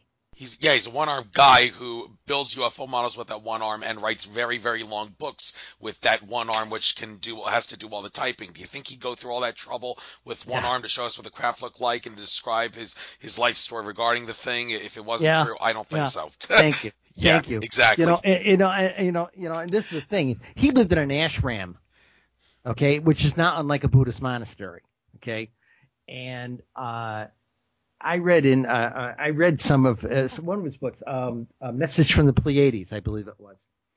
And I read that thing. I must have read it about 8 times. And the first 2 times back just long before I ever thought about being in a monastery. And then I read it again when I was actually living in a monastery and trying to get his perspective on some of his perspectives. And I ran some of the stuff he talked about aliens, about extraterrestrials, interdimensional beings, and beings that are walking around us right now that we just can't see.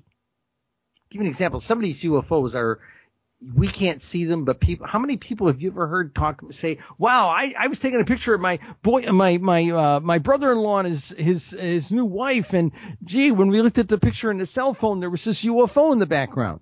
Well, the cell phones can see into the infrared range. We as human beings have a very limited spectrum that we can see in.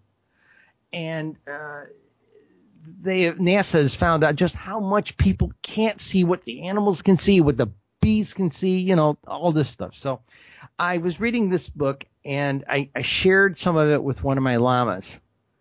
And he says, what are your thoughts on it? I said, well, I accept I said, I am of the belief that the universe is teeming with life. And my lama looked at me and he said, you're absolutely correct. And we sat there for 3 hours and had a very deep conversation about the topic. Okay? And this is a very learned lama. Okay? And he plays it close to his chest. But we had a very deep conversation. I think we've had probably upwards of 60 species visit this world in what I'm going to call modern times, in the last 100 years. Okay? And I believe, judging, if you look at the pictures from what was it, 1561, that Star Wars battle going over Nuremberg, Germany. I've seen that picture, yeah. Okay. And then 5 years later, Basel, Switzerland. Okay. And about another 20 or 30 years later, up around Hamburg, Germany, something similar. Okay. I am of the impression that somebody tried to interfere or take over our world at that level, and the guardian species, whoever they happen to be, went to war with them. Okay, and I am of the firm belief that has gone down a couple of times. And judging from, if you look at that Pumapuku place in South America. That place looks like it was blown to pieces, right? By something significant. Okay, all that well-engineered stonework and everything. And I've often wondered, maybe there was a base there and they blew it off the face of the earth. Whoever was doing the war, So I think there's something much bigger going on than any of us know, but I've had the feeling for many, many years that we are being shepherded. I'll tell you why. I've heard of numerous people who were contactees said they met little guys in blue jumpsuits, the almond eyes, that kind of thing. And they had told these contactees that they were guardians and they were protecting the earth and they were shepherding us. Okay. I had a lady come to me. She was in her 80s, and she showed me some family pictures, and she told me a story about 1882 out in a part of New York State right now that's considered very rural. In those days, it was the wilderness. Okay. And this is the time when your great-grandmother walked 7 miles to school in the morning kind of place. Okay. And these kids from all these different farms, imagine Little House on the Prairie kind of situation. They're walking their 7 miles to school as a group of about 12 students, okay, various ages, teenagers down to kids about 5 or 6 years old. And it was spring. It was April. It was around spring runoff time. The streams were swollen with the snow running off and everything. And they were getting ready to cross this one wooden bridge they had to cross. And they said that down by the water were these little men in blue, and the term they used was blue coveralls, and they had big black eyes, and they were bald. And they waved at the kids and asked them to come down by the creek, and the children were terrified, and they ran back home to their families. two of the girls were great ancestors of the lady who came to me. And she showed me pictures of them and everything, and told that, and this story was handed down within the family. And that is something I had already seen writing my column. I frequently get calls, right? People say, hey, we're going to have a family reunion. Can you come over? We'd like to introduce you to our Uncle Ralph or Aunt Susie, whatever. And, I'll go over there with a security person. And if we find out it's legit, I usually end up with a beer and a burger in my hand, and I'll get on. They'll sit down with whoever they want me to talk to. And it's like sitting down and talking to a veteran. Okay. When they start telling me the story, you can see it in their eyes. They are there again. And it was significant because sometimes you see them tearing up. Sometimes you see them breaking into a sweat. It's usually very, very, very, I'm very touched to be there and very privileged to be there to hear them share their stories. Okay. Because these stories seem to be handed down within, we've had this problem for 70 years. Oh, you're not supposed to talk about it. And, oh, people will think you're crazy. Don't tell anybody and everything like this. The stories are being handed down within families like family heirlooms. And I found a lot of evidence of this. About a month ago, local cable station here, the Spectrum News, did a big story on me. Okay, and they came over here and sat with me for 2 hours. And then they came over that same night, went over to a library where I was doing a talk. I had about 100 people in the audience at the library. And they had two crews over there with that, and they talked to people afterwards and everything. And they ran this piece. And they didn't just run it one night with the 11 o'clock news. They ran it because it was, how they do these cable news. They kind of repeat news. They ran it 55 on the hour. It was Martin Luther King Day weekend, and they ran it for the whole bloody weekend. I got somewhere upwards of 75 phone calls from people all over the central New York calling me up and saying, I had this sighting 10, 15, 20, 60 years ago in one case, and these people just wanted me to be their mother confessor, and they wanted to tell me because they knew I would understand. So I think between the people who have not been able to tell their stories and the experiencers, that we really don't know how many of them there are, I think the experiencers are going to blow the lid off this thing when we finally get a really good number of these people really start coming out of the closet. It's just my opinion. Well, you're entitled to your opinion in every regard, and a lot of people have different opinions on this, but anyhow. There's massive difference in opinion. Totally. And I'd like to elaborate on that for just a moment here. Project Blue Book Origins, parts 1 to 3. You have 3 different articles on this, and this seems to be one of those different opinion things. Richard Dolan, who has done amazing things, not just in UFO research, but the way he's progressed with like his awakening. I see him as the perfect model for someone who you can see as the perfect guy to awake. First he goes down to earth, then he gets into UFOs, then he's willing to go with spiritual stuff. He's like really good with that, and he, however, has called it on this one occasion Project Blue Book a joke of an operation, and others have asserted that he's looking at it the wrong way. There's a lot of things in the Project Blue Book thing that any UFO and ET researcher could look at and learn a few things and deduce a few things. So to say, even though the operation may have been a little bit of a joke, what the whole thing did from a standpoint of historical analysis and awakening and helping people awake, it was that joke of an operation was totally worth it in that regard. Some UFO researchers would assert. So what do you think? Project Blue Book a joke of an operation or not? Well, okay. I think Project Sign was definitely a joke. Or not Sign, Grudge. Okay, Grudge was the joke because they went to a lot of trouble to try and debunk everything. Okay. Especially after Project Sign had said, we're running out of explanations except the ET one here, and I think they did the best job they could with the material they had, the communications. Think about the era. In those days it was a long distance telephone call to call somebody and talk to somebody, hours in an airplane flying, propeller airplanes, things like this to go visit people and things. And they only had about 12,000 sightings to deal with from a data standpoint, too. Okay. I don't think it was a joke myself. I think they did the best they could with what they had. They had political pressure on them from within the service itself until finally a few generals started really pushing, and that's how Blue Book came to be.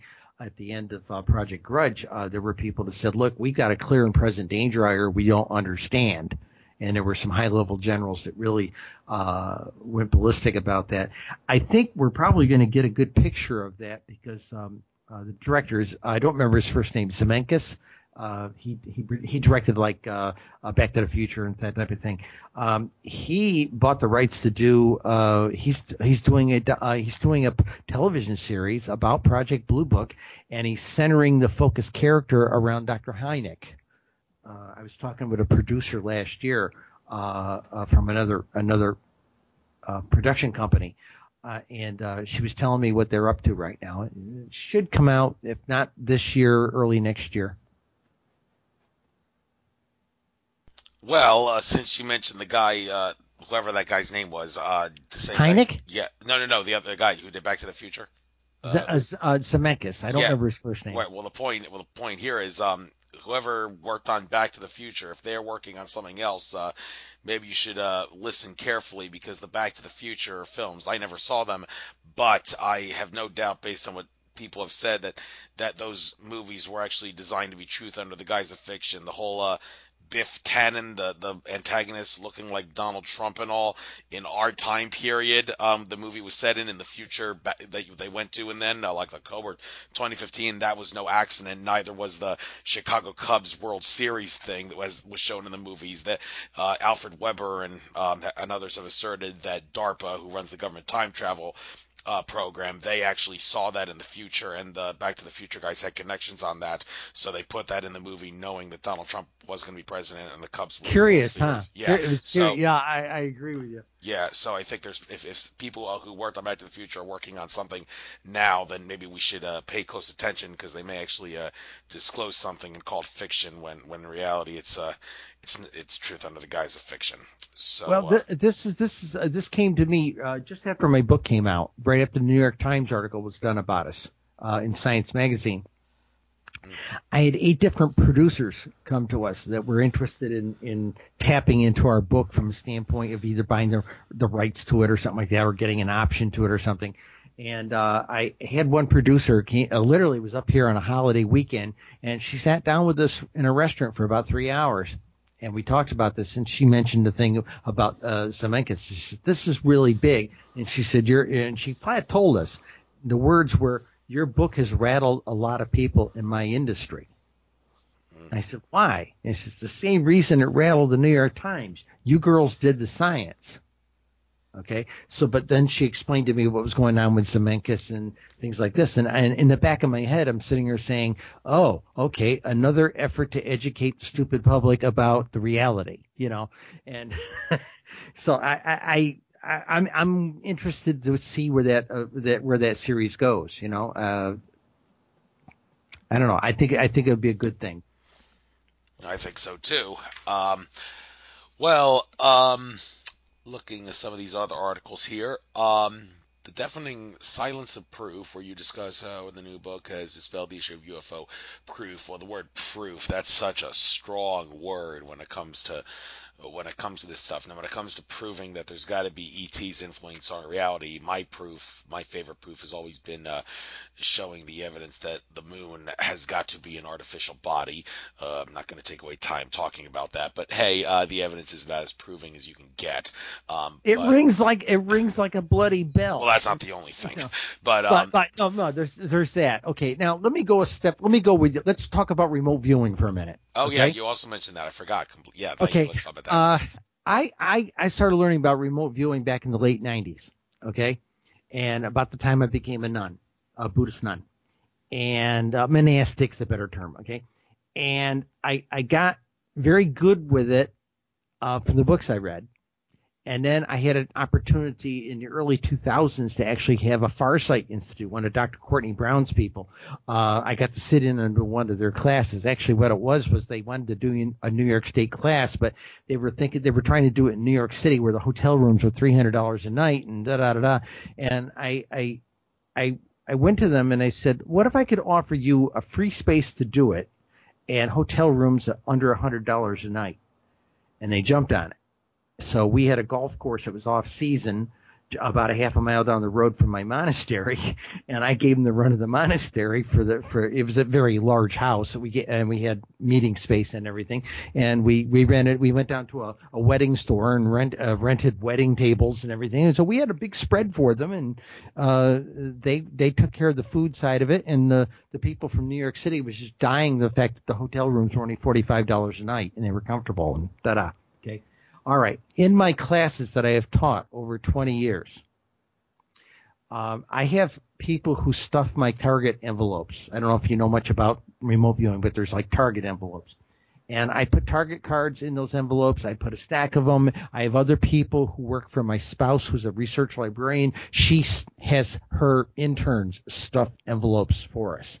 And then another whole different person will sit down at a computer and put all the random number things on there. They'll pull the random number generator up. So these target cards have been double blinded. Okay. But there's always a card in there with a target of, I don't know where it is, but I know it's in that stack of 100 and 200 cards. There's one about going to a base on the backside of the moon. Okay. And every class that I have taught, now this isn't a one-day class. This is like a 6-month class every Sunday for 6 months, okay? And every class I've taught, and I've taught like 5 of them, that has got that card, have come out of their meditative trance and their remote viewing structure, and looked at me and said, "Whoever those folks were, they didn't like us being there." You know, and that was the general consensus. And we would go ahead and debrief them completely before we told them what the target was. And every one of them came back and said, well, there was these weird people or we don't think they were human. And so I have consistently had people who were in these sessions tell us about the backside of the moon and tell us about the same thing Ingo Swann told us was, oh, by the way, there's folks back there and they don't want on the backside of the moon and they don't want us visiting there even ethereally. Okay. So yeah, I agree with you. I think the damn thing's there's an ancient native lore that talks about a time before the moon. Okay. And an anthropologist told me about that.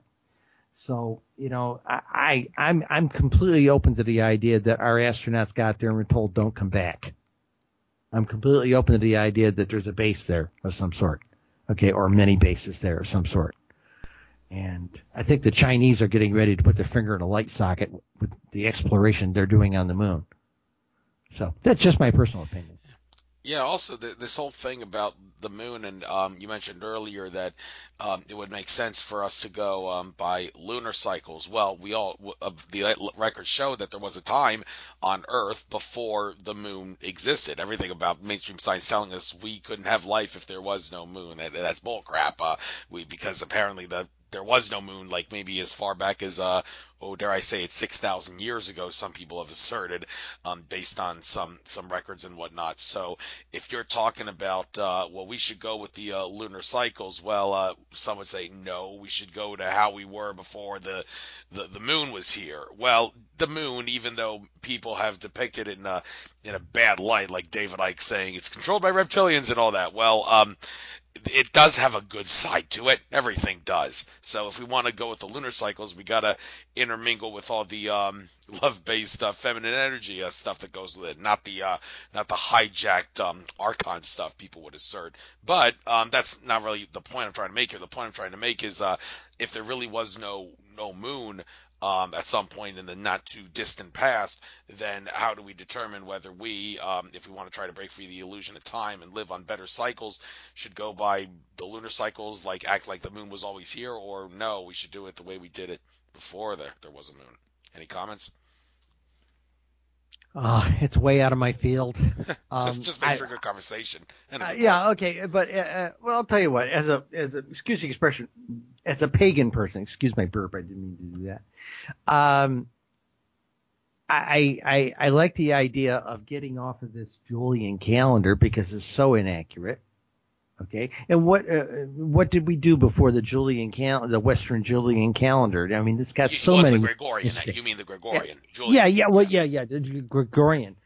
That's what I meant to say. Which has leap And years. Julian didn't. it has leap years, things like this. Well, the Mayans had a much more accurate calendar. Why don't we use what they've got, what they had?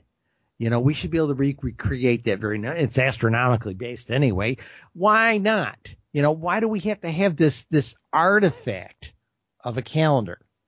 Now some people say, well, it would mess up our finances. No, if it was done in a systematic way, I don't think it would destroy our world economy, So, it's just a matter of way we're measuring time. I mean, hell, we go through this hoop with daylight savings time twice a year. I mean, and that's asinine as far as I'm concerned. So, the bottom line is, I think there is something to do with the moon. I think there probably are other species on there. I had this talk with my llama. The consensus was there possibly at any one time. What was the comment? The comment was, how many species are presently living on the moon? And the comment was, the two people we were talking to, and I can't get into names. What season? And then the other llama makes the comment, well, okay, well, let's say right now. And he said, well, 6, and that was the commentary. It was very matter of fact. Okay, listening to these two llamas make this comment.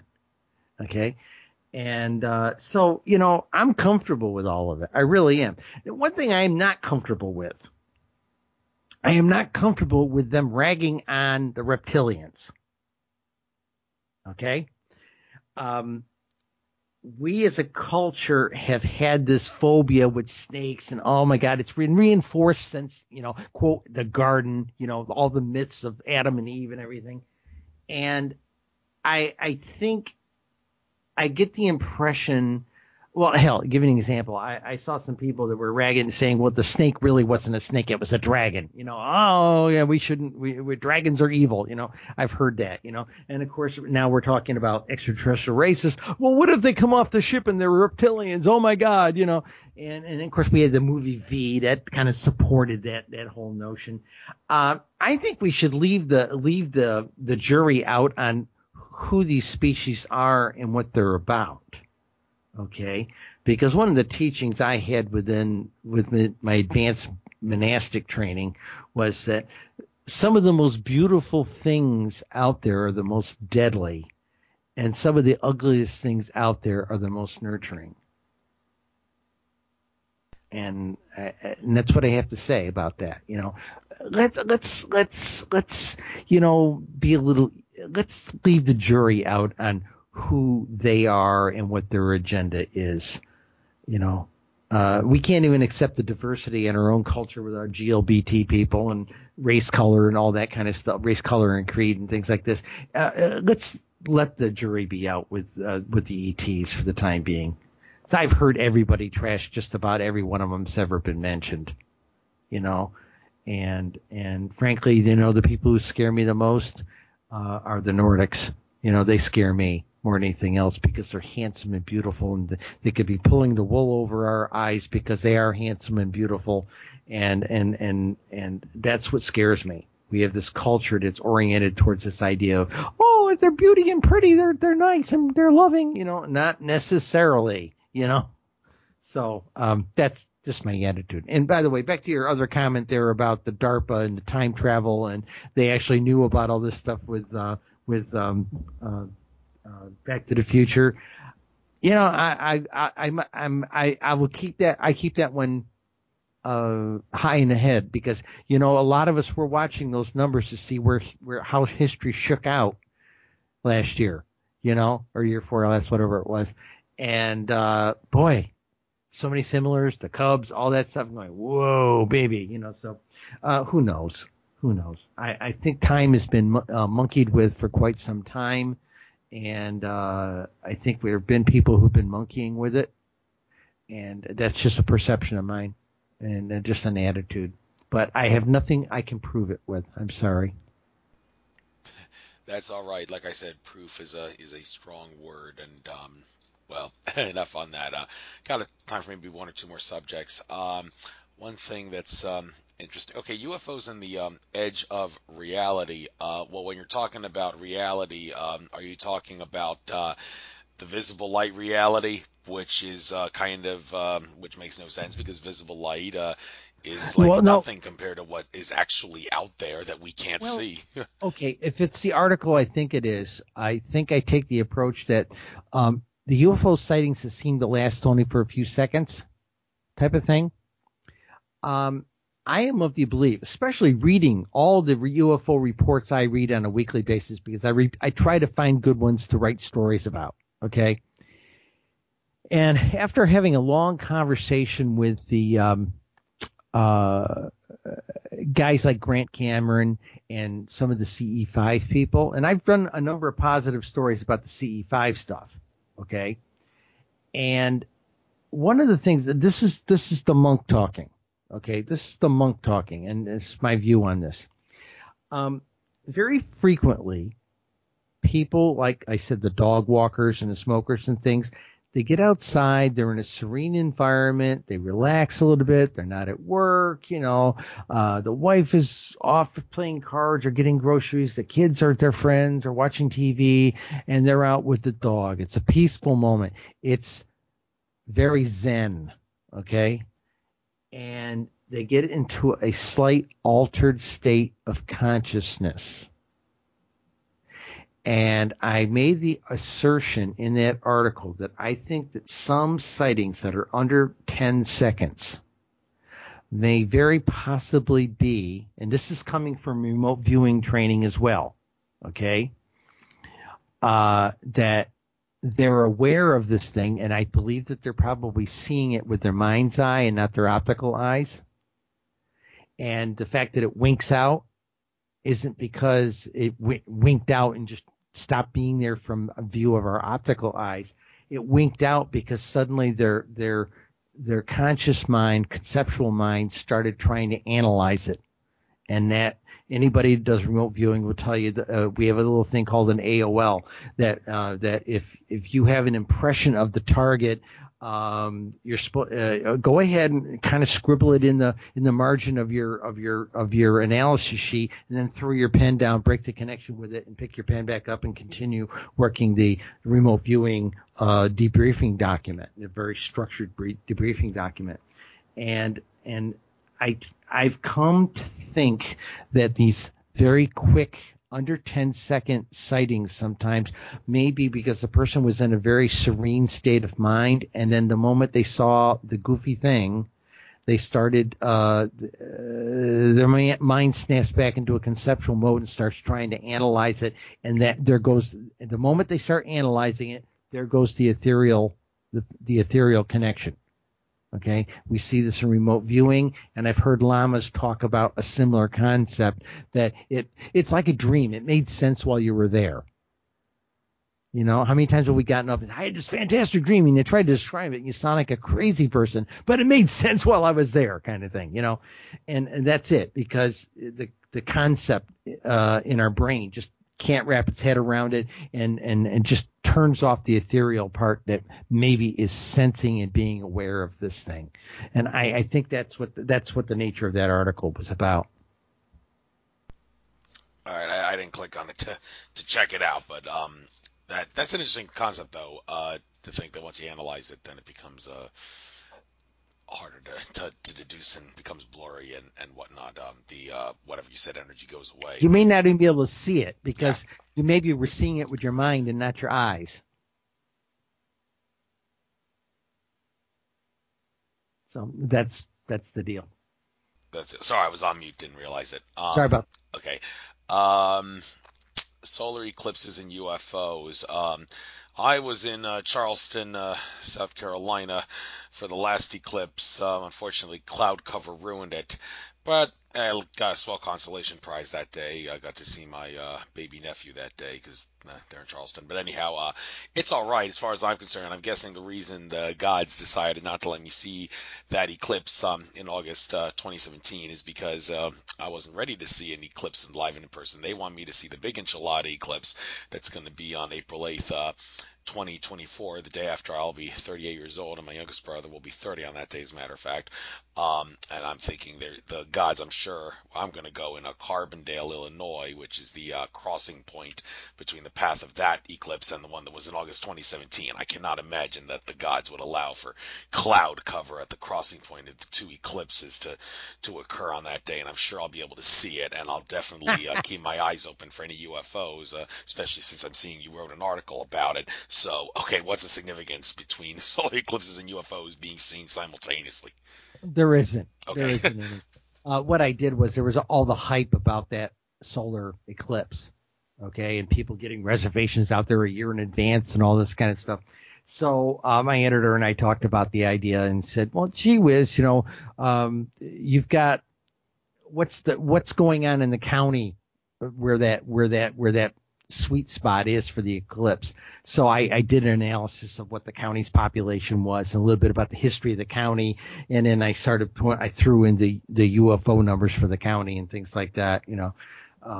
That's all that was about. It had nothing to do with the actual eclipse and UFOs. It was just more or less that if you happen to be out there, this is how many UFOs was seen. So when it becomes dark again, maybe you'll see some more, and that was kind of the flavor of it. Okay. Thank you for clarifying that. All right, I think we've been on for just about 2 hours, so I think might as well right now give you the chance to get at anything you like that maybe wasn't discussed here, if there is anything, and then give out your contact info and any websites and pages you want to give out on the net that pertain to you. So you got the floor. Well, then we'll call it a night. Okay. I think the biggest thing is that for people need to keep an open mind. Okay. First thing. What really makes me shudder sometimes is I really shudder when people say UFO and they synonymously mean an alien spacecraft or an interdimensional spacecraft. It just automatically equals that, and that's not the case. A UFO is an unidentified object. Maybe it's this, maybe it's an airplane, maybe it's a plane running with one running light, maybe it's an atmospheric anomaly. Who knows what it is? Okay, maybe it's Chinese lanterns. Who knows? But to automatically assume that you say UFO equals alien spacecraft, I think does the term disservice. And I think people should move away from that identification. Because I have people ask me all the time, well, UFOs, where are they from? And I said, I don't know where they're from. All I know is that we have a lot of them. That's the thing. And so I think people need to be a little easier with the terminology.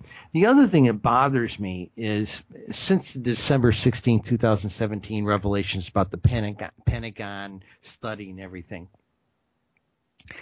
our media up until now major media had avoided this topic matter, or usually made fun of it or rolled their eyes if somebody did a report about it. And then suddenly when they were faced with the fact that somebody was actually doing real serious research and there's some serious stuff going on, they were all lost for words. They didn't know what to say. They had no background of which to draw from individually. I watched a couple of them on Good Morning America, and they were all stumbling all over themselves like a bunch of first year media students. They didn't know what the hell to say. So I think our media, as more stories about this come out, hell, we just had that story here in the last couple of days talking about a sighting a couple of months ago with the airline pilots, American airline pilots. And because of that December 16th article, people are coming forward now that wouldn't have come forward before. We've had stories in the major press, New York Times, Washington Post, all that kind of stuff. Heck, we had one in Vogue magazine, for God's sakes, about UFOs. It's coming into the common consciousness right now, and I think the mainstream media needs to start bracing it, start learning a little bit about it. Now, that said, okay, say we had disclosure, 3 months from now we have the real disclosure, okay? I'm on the belief we're going to see a whole bunch of people you've never heard of suddenly say they're experts. And those of us who have been studying this stuff for years are going to get just pushed out of the way because, now they're experts, I hope that doesn't happen, but I wonder sometimes because there would be an entrepreneuristic thing going on. I can't pronounce it tonight. But that's my concern. And I really want to see disclosure, but on the other hand, I also want to really see it done gently enough, because there's that 54 million people that I'm really afraid are gonna just not get out of bed tomorrow morning because of the aliens. Okay, that's all I got to say. I'd like to plug my book. My book is called UFO Sightings Desk Reference, United States of America, 2001 to 2015. It's by myself, Cheryl Costa, and Linda Miller Costa. She was the brains of the operation. And we study the frequency of sightings, the distribution of sightings, and the shapes of sightings for that 15-year period. It's a reference book, and it's available through Amazon. And Amazon can get it to you in 2 to 3 days, depending upon what time of day you order it. And that's Yeah, you say it's a desk reference. Some people might be interested to know the layout of that. Like the physician's desk reference, for example, that's not really designed to be a book that you would sit in the, at night and read under the lamp. No, it's a book that you would consult if you need like to get information about a specific topic. But have you actually written the book? So even though you've titled it desk reference, it's not actually like that. Someone could just sit back at night and read this book, and it's not going to like be like no. the physician's desk. Okay, how is it? Is it No, it's like the physician's desk reference. Honestly, it's charts. It's got all the charm of a bank ledger. It's got charts, graphs, and tables for every single for the United States and for every single state and down to the county level.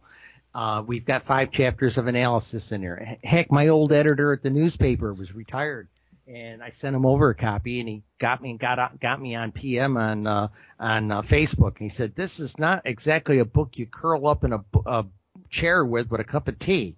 This thing is dry." And I said, "Yeah, there's no." He said, "There's no stories and anecdotal information." I said, "There wasn't intended to be. This was intended to look like and feel like a census report," and that's what we did. But if you're any kind of a MUFON investigator or some kind of armchair investigator or something like that, or just really super interested in UFOs and where they are in your state, this is the book to have. It's got all the information for the first 15 years, and in about another year, we're probably going to put out an update that includes 2016, 2017, and 2018. Keep up the good work in that regard, and I'll make sure I keep up the good work in this radio hosting regard to make sure that fascinating individuals like you get airtime, and by all means other people do it. Cheryl Costa did. Contact me if you feel your information is good. If you're going to waste my time, though, I'm not interested, but you know who you are if you want to do that. So that being said, Cheryl, I love this interview. Learned a few things myself. I'm saying that every day with all my hosts now, but it's so true. Well, good luck on updating your desk reference books and all the other research you do, update your blog and all that.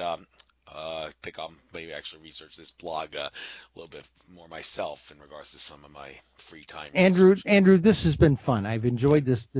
I enjoy a Saturday night conversation like this, and I very much do. So thank you for having Friday me night. on. And is it Friday night? God, it feels like Saturday night. It must be the full moon My energy. spouse was off today. My spouse didn't have to work today. Okay, it's okay. The full moon energies are probably getting to you, so Yeah. That's another factor. It's okay. Have me back sometime in the future. All right, take care now, and good luck. Bye bye.